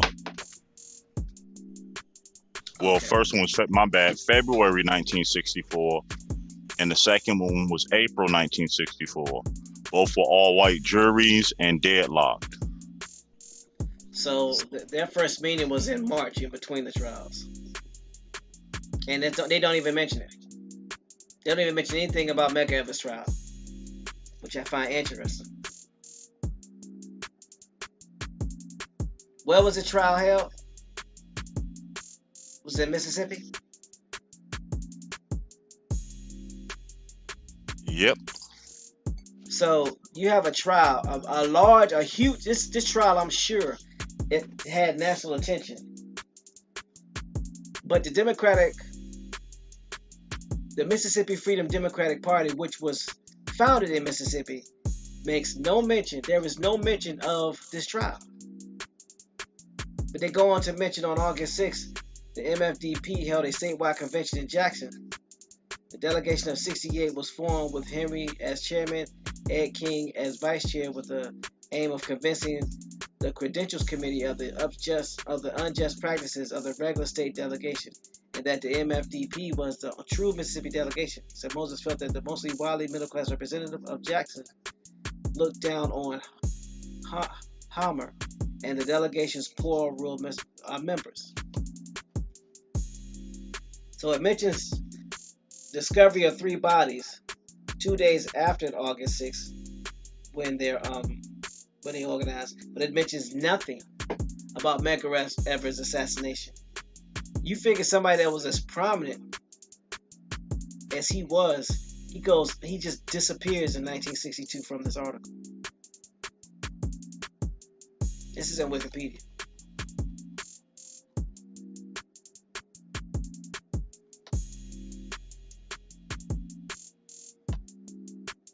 Now there are 22 references. 1, 2, 3, 4, 5, 6, 7, 8, 9, 10, 11 biographies that they pull sources from. Then there's either 1, 2, 3, 4, 5, 6, 7 references for further readings.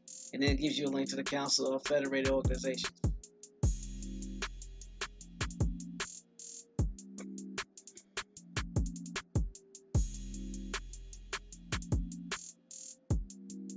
Give you the bibliographies of Taylor Branch,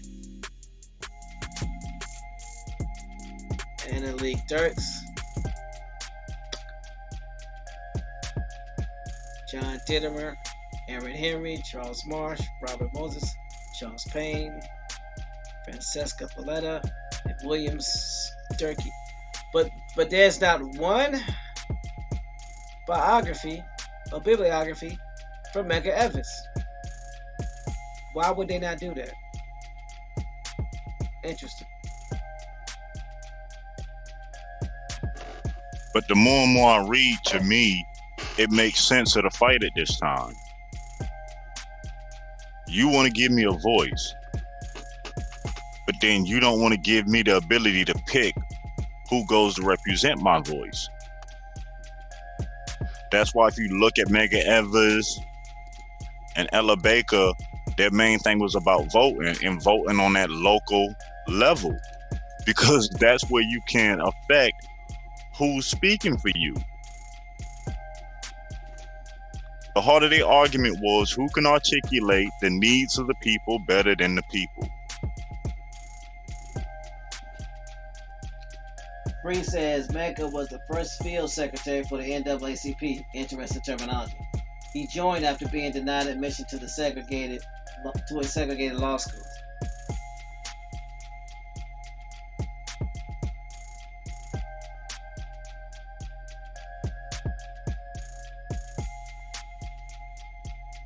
Yeah,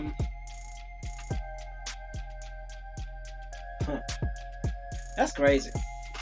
And if you think about it, what's one of the things that we don't do today? We don't deal with local politicians. We only, as a whole, I'm not talking about the indigenous community.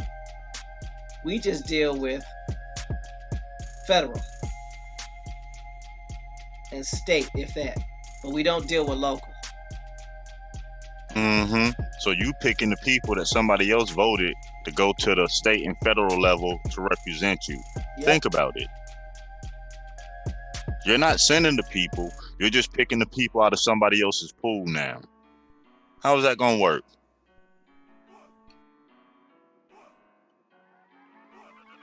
It doesn't. Because you didn't get to them before they got it. You didn't get to them before they already had their ideologies and their agendas. You have no say. You have no voice. You don't know who they are, and they don't know you. So they're not representing you. They represent the people that voted them in. Which goes back to what we always say here at the Conscious Assembly. Help your community. You're going to do your most effective work in the community. If you look at the microcosm, as Free always says, micro-macro. You look at the reach that we have on platforms like this and many others that have far more followers. And I bet you the majority of their followers are not local. I'm going to say it again. I bet you that the majority of these YouTube channels who have, people reading their material, learning from them, great information, by the way. But the majority of the people who subscribe are not local. They're from somewhere else. So they're doing the same thing, either intentionally or unintentionally, as the NAACP and all these other organizations that are nationally recognized or internationally recognized. Doodle said it perfect. Local controls county, county controls state, state controls federal. So where would you want to have your voice representing you the most? Where you live, in your county. So is it safe to say, because I could be wrong, that if you are promoting something for the people, but you have no presence in your own community, what is your agenda? Especially if you say, I'm here for the people. I'm here to help everybody.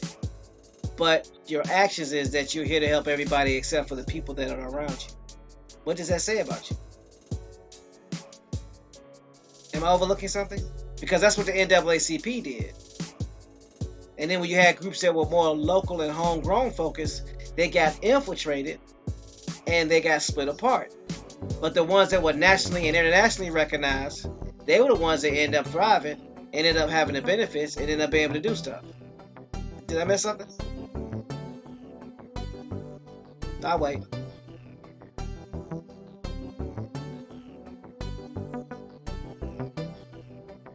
Silence? Nothing? Hello? Anybody out there?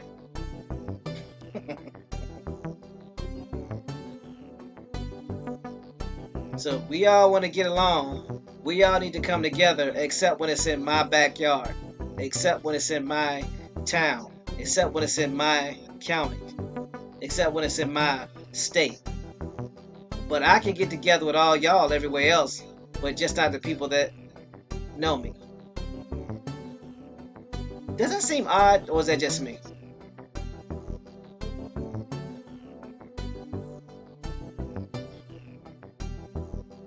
I don't know. Maybe it's just me. And it all goes back to who knows you, who can vouch for you. Are you doing any work in your community that your community can actually vouch and say that they know you, that they know that you are an American Indian, that they know that you are helping people with their genealogy, that they know that you are spreading and sharing this information with them? Because if you're not, why not? And again, let's cut the narrative about I'm doing stuff in secret, because you're not doing anything in secret if everything that you talk about and everything that you put on is on a social media platform or in a back chat. Any entity that you don't want to know knows about it. It's the people that need to know about it that don't know about it. So who are you and what are you doing really? I'll wait. There are no secrets in YouTube. There are no secrets in Google. There are no secrets in any phone service, period, in the United States of America. So anything that you've written about, anything that you've talked about, anything that you've texted or typed about, they already know. So the question is, how is it okay for, I'm going to use their terminology, how is it okay for the colonizers to know what you're doing? How is it okay for the oppressors to know what you're doing? How is it okay for the people in your back chat to know what you're doing? But it's not okay for the people in your community to know what you're doing. I'll wait. That's kind of backwards. Who you helping again?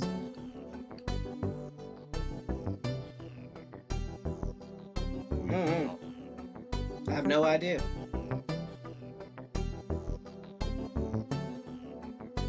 That's why it's important. I'm going to keep saying this until it makes sense. Beware of those individuals that want to create all these back chats and hold these separate conversations with you to influence you to think something against your brother and your sister. Beware of those individuals that will say something about somebody behind their back but will never say it to their face.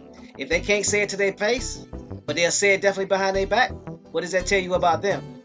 And also, what does that say about you for not calling them out on it? You ain't got to call them out in public, but you might want to call them out in private. And if you're not saying anything about it, you're the problem too.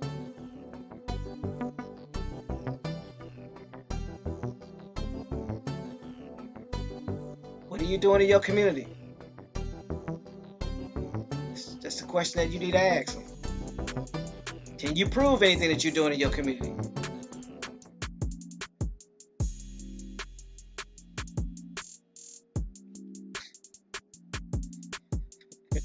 Pamela Hall says, beware of the pale white horse. Yeah, beware of the melanated rider on the pale white horse.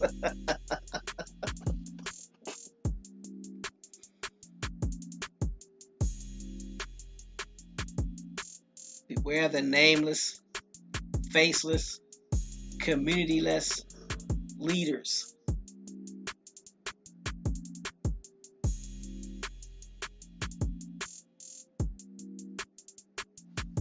Alright, what else we got? A whole lot of holes in a story. This is starting to annoy me.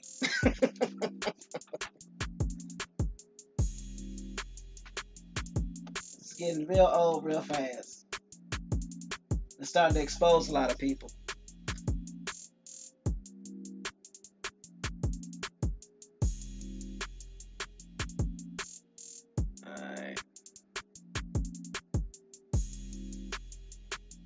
I mean, ask yourself, this organization, the NAACP, has been around for how long? And what has changed?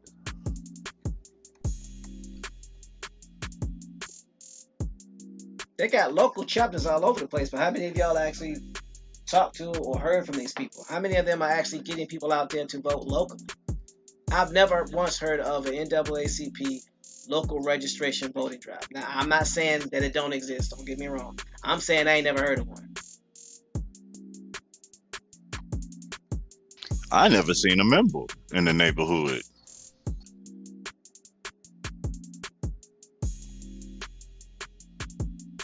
And I lived in quite a few neighborhoods and haven't seen a member or heard of one. Even knocked on the door.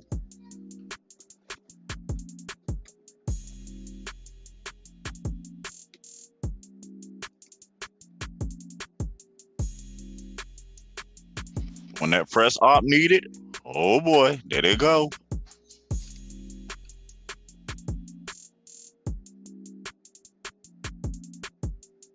The more I'm learning, the more annoyed I'm getting at. The more I learn, the more annoyed I get at with my own people. That's just me.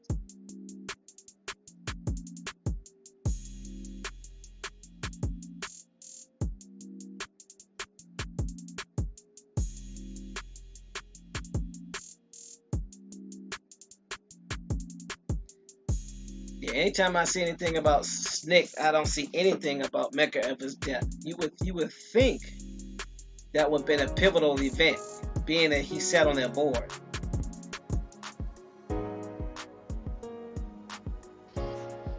Facts LJ Free and facts Pamela Hall, because look at it this way. Look at all the programs that we know that are designed to help our communities.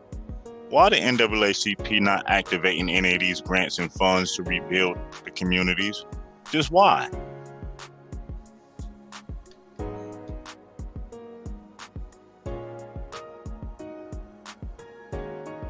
Now here's something I found interesting.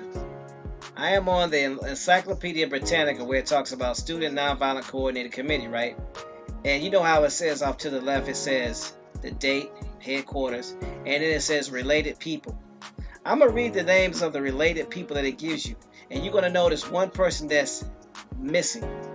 Related people: John Lewis, Bernice Johnson Reagan, Stokely Carmichael, Ella Baker, Julian Bond, Ruby Robinson, Marion Barry, James Foreman.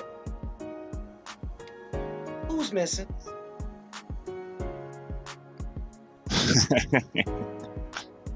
Why is Medgar Evers missing?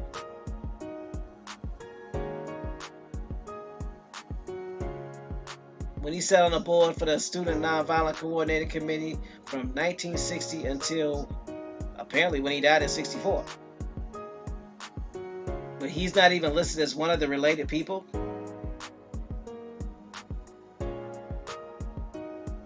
Free said we should know how to access them like dialing 911 if they were really for the people like that. Pamela Hall says Diane Nash is missing too. Well, I'd expect Diane Nash's name to be missing because they really don't want you to be associated, affiliating her with SNCC, because SNCC ended up becoming more radical. They talk about that in the last paragraph. You don't associate Diane Nash with being radical from the standpoint of moving from nonviolence. She was radical from the standpoint of being radically nonviolent, not for the self-defense, which SNCC later became more prone to in 1969. So, but you are absolutely right. Diane Nash's name is not there. Pamela be on it, don't she?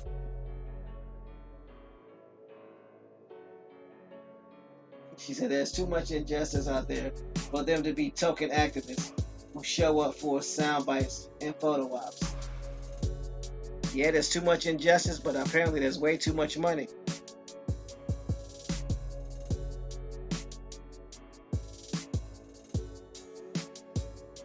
Free, I agree with you. He said Medgar Evers must have been a real Naga with real motives and real goals, doing real work in the community from which he lived.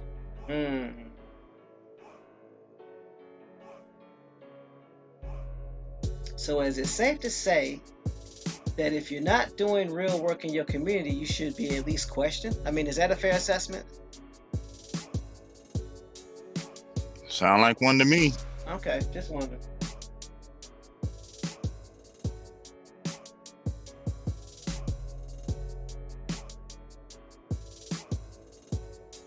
I don't know. Maybe it's me.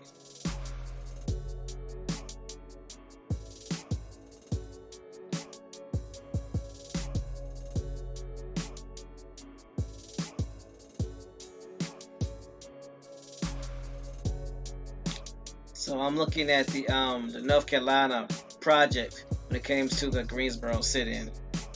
Looking for some information that could shed some more light on what we've witnessed thus far.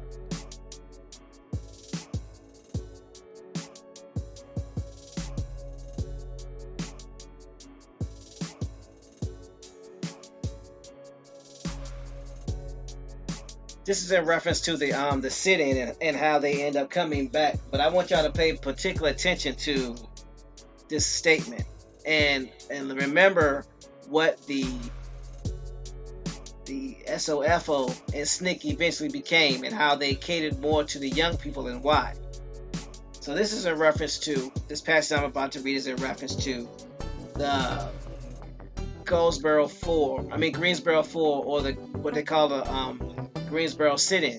It says, the next morning, 29 neatly dressed male and female North Carolina agricultural and technical students sat at the Woolworth's lunch counter. The protest grew the following day, and on Thursday, white students from the nearby Women's College took part in the protest, which expanded to other stores. Soon, crowds of students were mobbing local lunch counters. As the protest grew, opposition grew.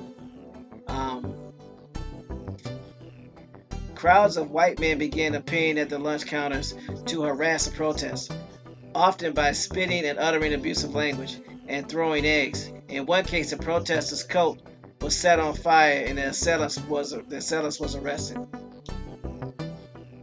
The thing that I wanted to point out was they mentioned that the 29 individuals were neatly dressed men and women, opposed to the comfortable dress of SNCC as they started to distance themselves from the NAACP and SOFO, who was a culmination of all the organizations.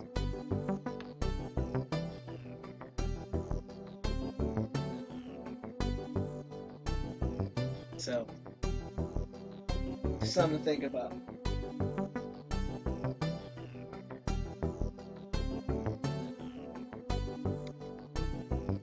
So, what you got to say, Bones? I'm annoyed again. I'm just shaking my head. The level of infiltration and downright refusal to do anything locally is what really gets to me.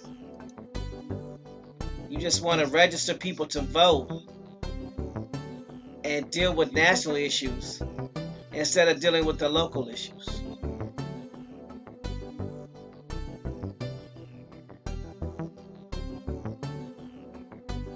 They're not even teaching you the purpose or the reason for it. Right. On what your voice can really do for you. They just tell you use your voice and use it here. Really?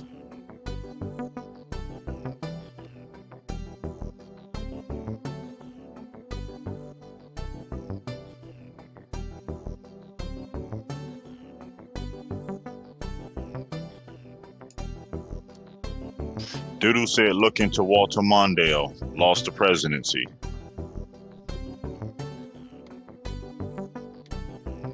All right.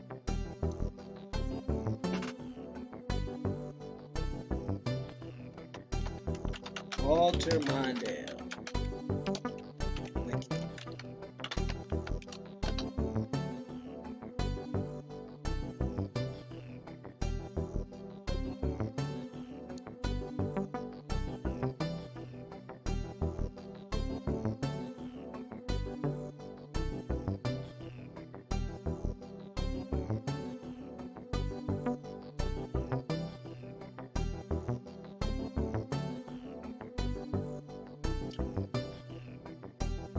All right. Walter Frederick Fritz Mondale. I'm going to put this in the chat.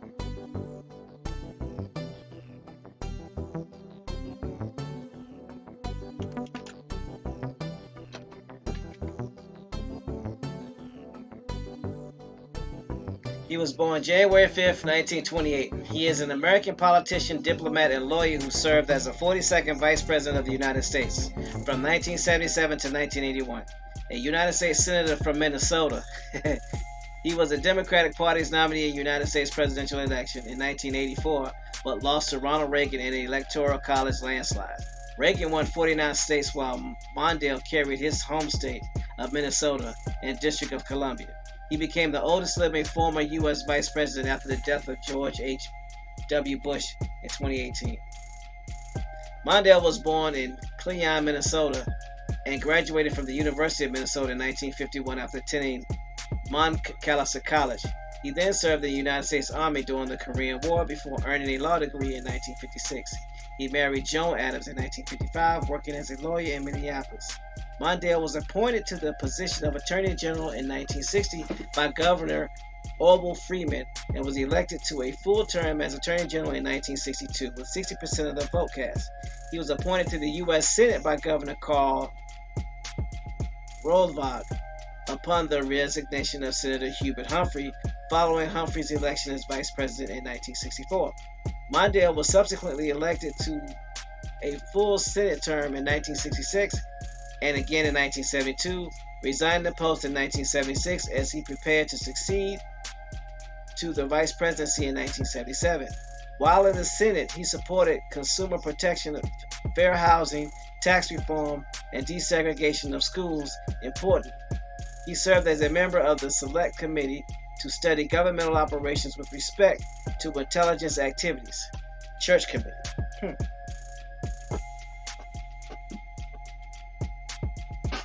So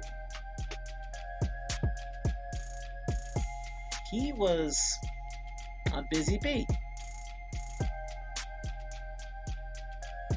He supported consumer protection, fair housing,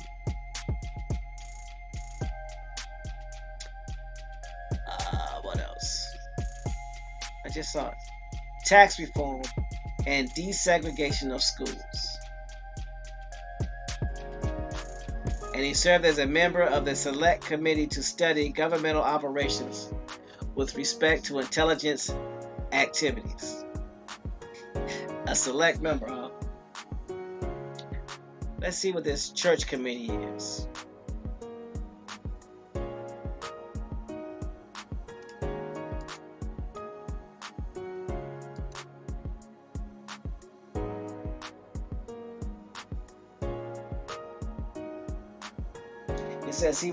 Doodle says he was appointed by Humphrey, who in turn supported Shirley Chisholm. Okay, gotcha. He says he was a U.S. Senate Committee Select. So I'm looking up Church Committee.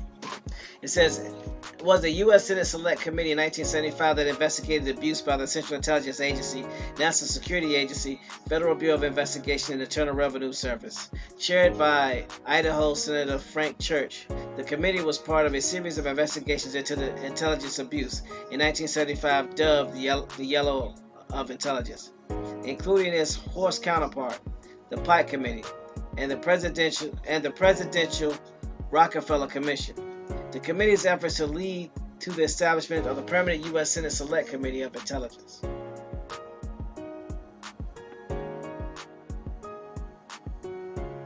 So he was on the congressional committee that investigated Memorandum 46. So what is Memorandum 46?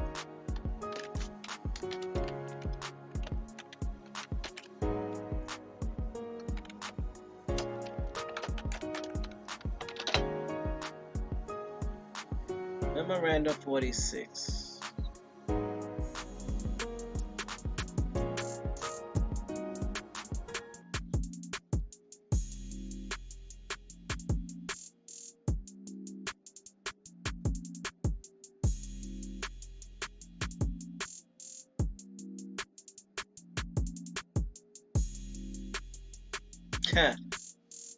Subject: Black African and Black in the U.S. Black movement. The President was directed that a comprehensive review be made of current developments in Black Africa from the point of view of their possible impacts on Black movement in the United States. The review should consider long-term tendencies of social and political developments and the degree of which they are consistent with or contradict the U.S. interests.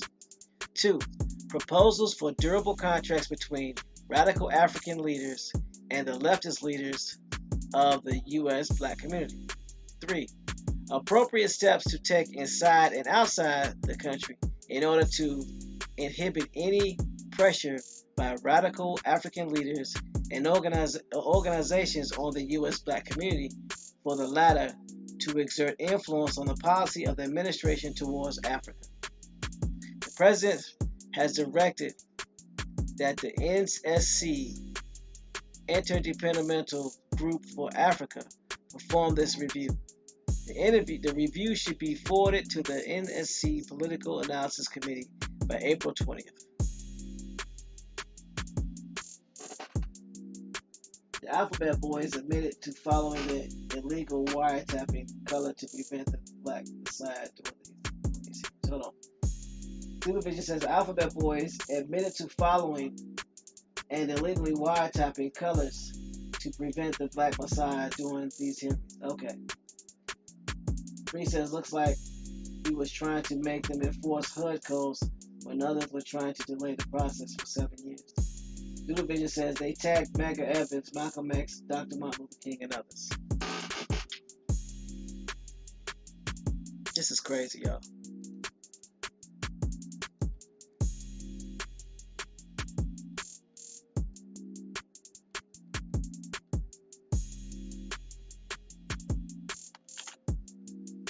So they feared a black Messiah. Apparently they still fear one.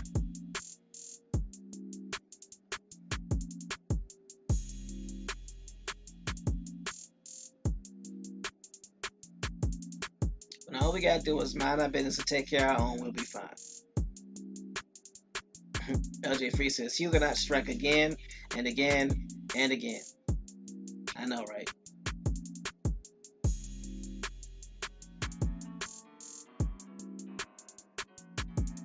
Doodle Vision said they used scary colors and liberal white women as informants. I'm not surprised.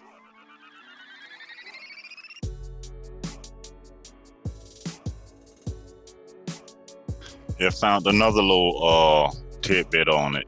It says, however, he was running against a popular incumbent and his campaign was widely considered ineffective. Also, he was perceived as supporting the poor at the expense of the middle class. Southern whites and northern blue-collar workers who usually voted Democratic switched their support to Reagan because they credited him with an economic boom and saw him strong on national security issues. Basically, they feared that he was going to use programs and raise taxes to give to the poor. Because he came out and said, Reagan going to raise taxes on you and so will I. Trying to be honest about the thing, so they flipped it to make people believe he was going to raise taxes and take that money and help the poor class.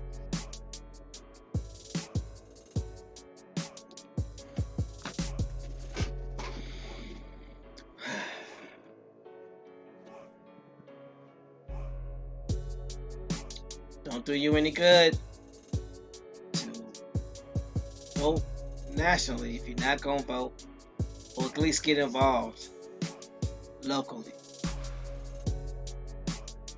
Mm-hmm. And even if you're not going to vote, let's just say you're not going to vote, that's your choice. What can you do in your community to help those people? You don't have to vote. Doodle Vision Super, he says, if you become a Patreon, I'll send you the hearing. I'm kidding about the Patreon. But let's just say you have no intentions on voting, which is your right. You know. You mean to tell me you have no intentions on helping the people in your community that look like you? Would you rather help people in other communities that you don't know whether they look like you or not, because most people hide behind icons?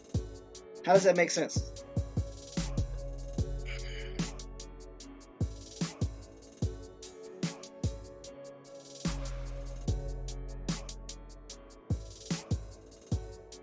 That basically tells me a couple of things about you. Either you bamboozle people in your neighborhood and they wait for you to pop your head out so they can take you out. And I ain't talking about the dinner.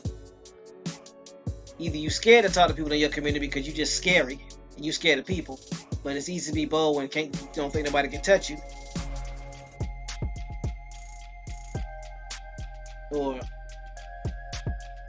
or 3, you just looking to get paid off people that look like you, and it's easy to get paid off people that look like you that can't reach you, versus trying to get paid off people in your community that could definitely reach you.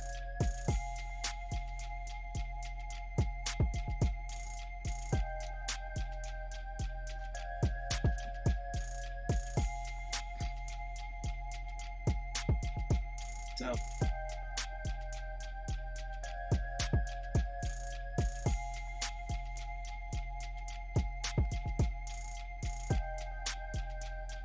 Interesting.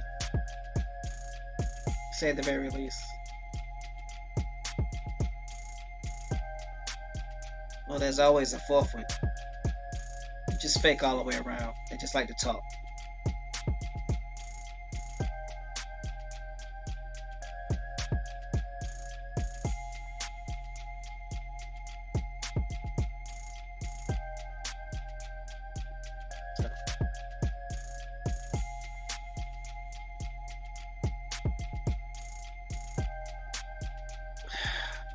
Yeah. El Boria says, I'm off the road now. What's up, y'all? El Boria, I'm glad you off the road, made it safe to your destination. It's good to hear from you. We're just here shaking our heads collectively about the amount of infiltration and persistent stagnation in our communities.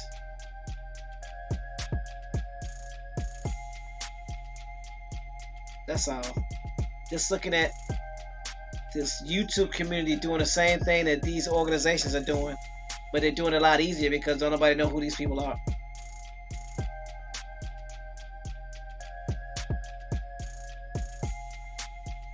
Pamela Hall says, I guess the question is how are we going to fix these problems and get our people on the right track? That is a phenomenal question, Pamela, and I'm glad you asked that question. The most effective way that has been proven time and time again is get with your community. Talk to your community leaders. And again, I'm not concerned so much as whether you're talking to your political community leaders, but everybody has community leaders that aren't political. The individual that everybody looks up to, that always knows what's going on. How about starting with those community leaders? How about getting those community leaders to help people find out who they are so they can determine whether or not they belong to the ADOS group or they belong to the American Indian group or any other group? How about that? Let's do that. Help people find out who they are so they can determine where they want to go. That's the first thing. Therefore, it shows them how to use their voice.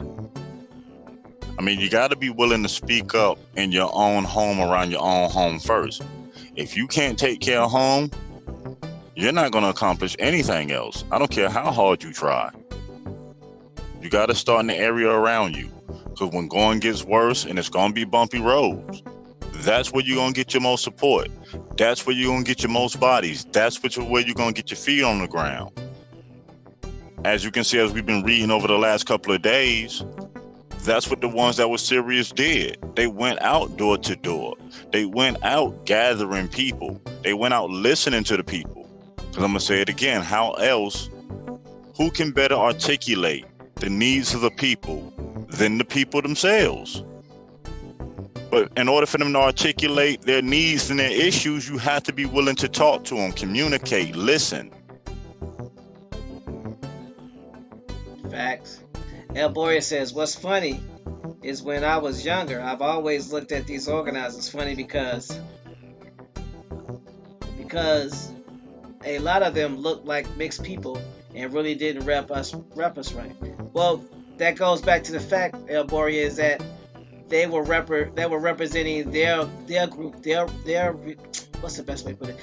Their interests, their personal interest groups and things of that nature.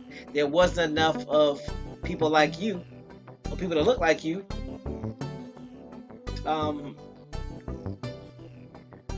communicating with the community as a whole. I'll put it that way. Doodle Vision says we can fix the problem in these easy steps. Expose the frauds, number 1. 2, eliminate them. 3, talk to your neighbors. 4, form community action committees. and then speak to your local representatives. Again, Doodle Vision says we can fix the problem in these easy steps. Number 1, expose the frauds. Yeah, that ain't gonna happen in YouTube world because people are more concerned about likes and people being their friend. Number 2, eliminate them, the frauds. Number 3, talk to your neighbors. Number 4, form a community action committee. Number 5, speak to your local representatives.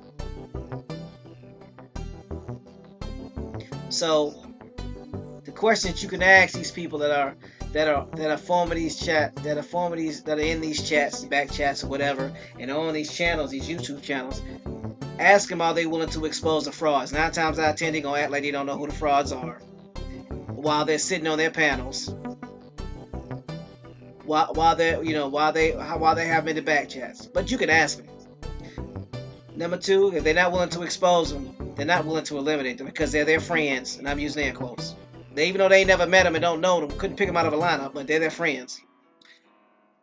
Number 3, ask them if they talk to their neighbors. They probably don't, because if they did, their neighbors probably would be YouTube subscribers to their channels. Number 4, form a community action committee. Well, if they don't talk to their neighbors, they probably don't have a community action committee. And they're not going to speak to their local representatives because many of them are on that sovereign citizen tip. So, but those are 5 steps that are proven to work. And if you disagree with that, all you have to do is show examples of where those steps didn't work. That's all. And remember, you're not going to be able to convince everyone, and that's really not the purpose. It's putting the information and doing the work for those who want to make a difference, for those who are willing to lay down the fight for the next 7 generations, can join and do their part. In the end of this, it might only be a handful of us, but a handful of us can get this done to make sure our children's futures are secure. Or we can sit back in the same situation, let the opportunity slip by, and our children's children be complaining about this same foolishness.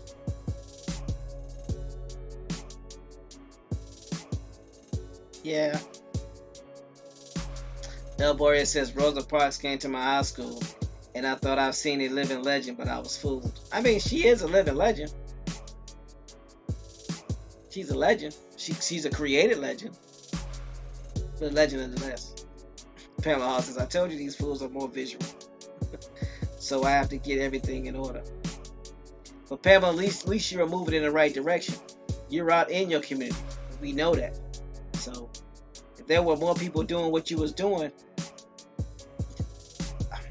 what's the best way to put this? If there were more people doing what you was doing, there would be less problems.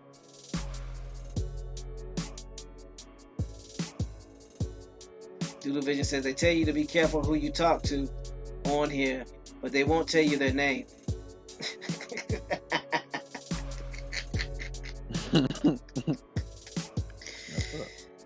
That sound about right. Yep, that sound about right. They'll probably charge you to get the answer to who it is too. All gone. LJ Free says, like I keep saying, I'm sorry. a tree is known by its fruit. You can talk all season long until it's harvest time, and then it's time to show and prove for real, for real.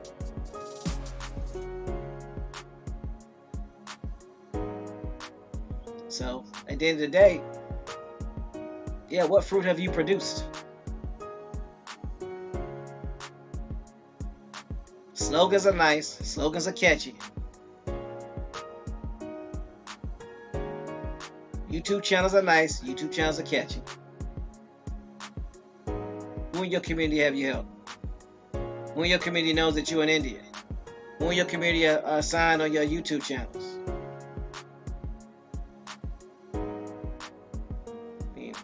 I'm not asking you, meaning the YouTube channel people. I'm asking the subscribers and the listeners to your channels to ask you these questions. Oh. So, for those of you who have subscribed to our channel that may belong to other YouTube channels, I'm going to apologize in advance Because if I've stepped on anybody, if any YouTuber's toes over the past couple of days, and you've commented in the chat, you might get blocked from their channel. Just so you know. Hit dogs will holler. So just be aware.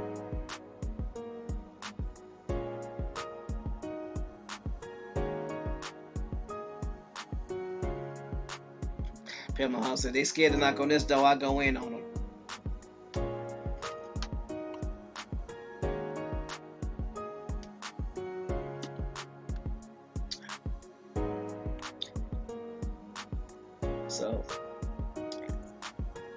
So before we head out and let these good people get to what they're doing, no sellout. Is there anything you like to say to the good people before we head on out?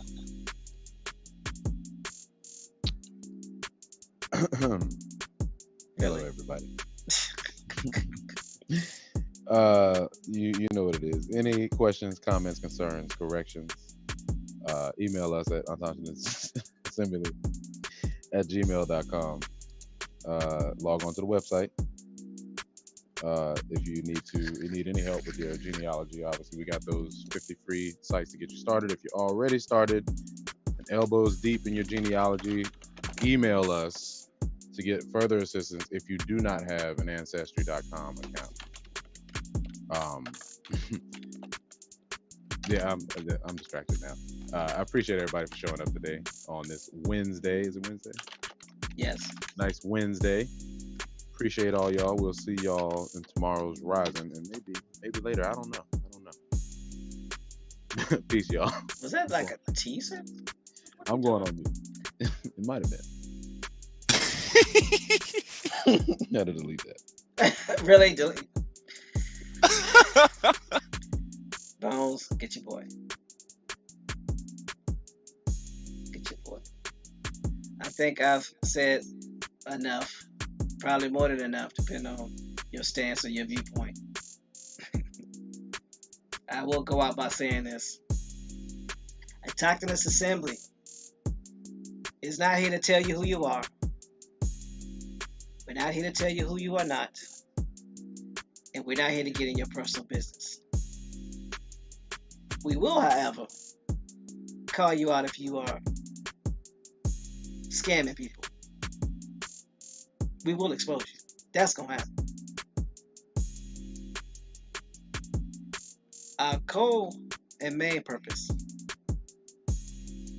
is to help those individuals who want to learn their genealogy and tie into their tribe, regardless of what tribe you may be. It doesn't matter. Huguenots, Canaanite, African, German, Irish, American Indian, Native American. It don't matter. After you tie in and find out who your tribe is, if you want to become self-sufficient and help your community become self-sufficient and maybe your tribe, we show you how to do that. But it requires you doing some work. We're not going to do it for you. So, that's what we're here for. With that, I will turn the mic over to Bone Thugs and Harmonies, Bones H. McCoy. And Bones, you can take us out from here. It's all you, bro. All right. Like we always say, take the time out to find out who you are, find out how you tie into these stories, find out what you can do to fix the situation. Don't be afraid to apply yourself locally on where you can affect the most effective change. Going through this history, it should point out the things that we can do. It should point out the things on how a lot of these movements got hijacked and why years after years of having these organizations around, nothing has changed for our betterment. So on that note, like we say, it's always fun when we get to kick it with the relatives. No place we'd rather be. And until the next Rising show, everyone have a blessed day and peace. Peace, y'all.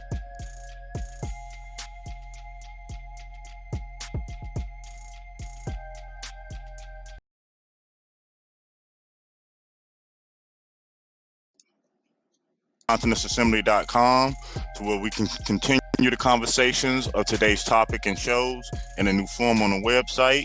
And again, that's at countenanceassembly.com, where there's a forum to where we can constantly chat about our issues, genealogy, any questions that you may have.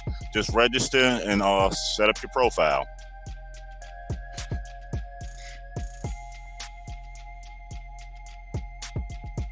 I think everybody got that. I had just muted you.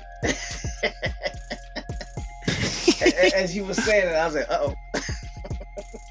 So if anybody didn't hear what Bones said, put some twos in the chat so we'll know and I haven't repeated. But the gist of it is go on to touchassembly.com and go to the forum so we can have constant contact without any interference, because Google Hangouts are making some changes and we want you to stay connected on a server that belongs to a Toxins Assembly versus Google. So something to think about. Alright, so I guess that's it. And it's time for the transition.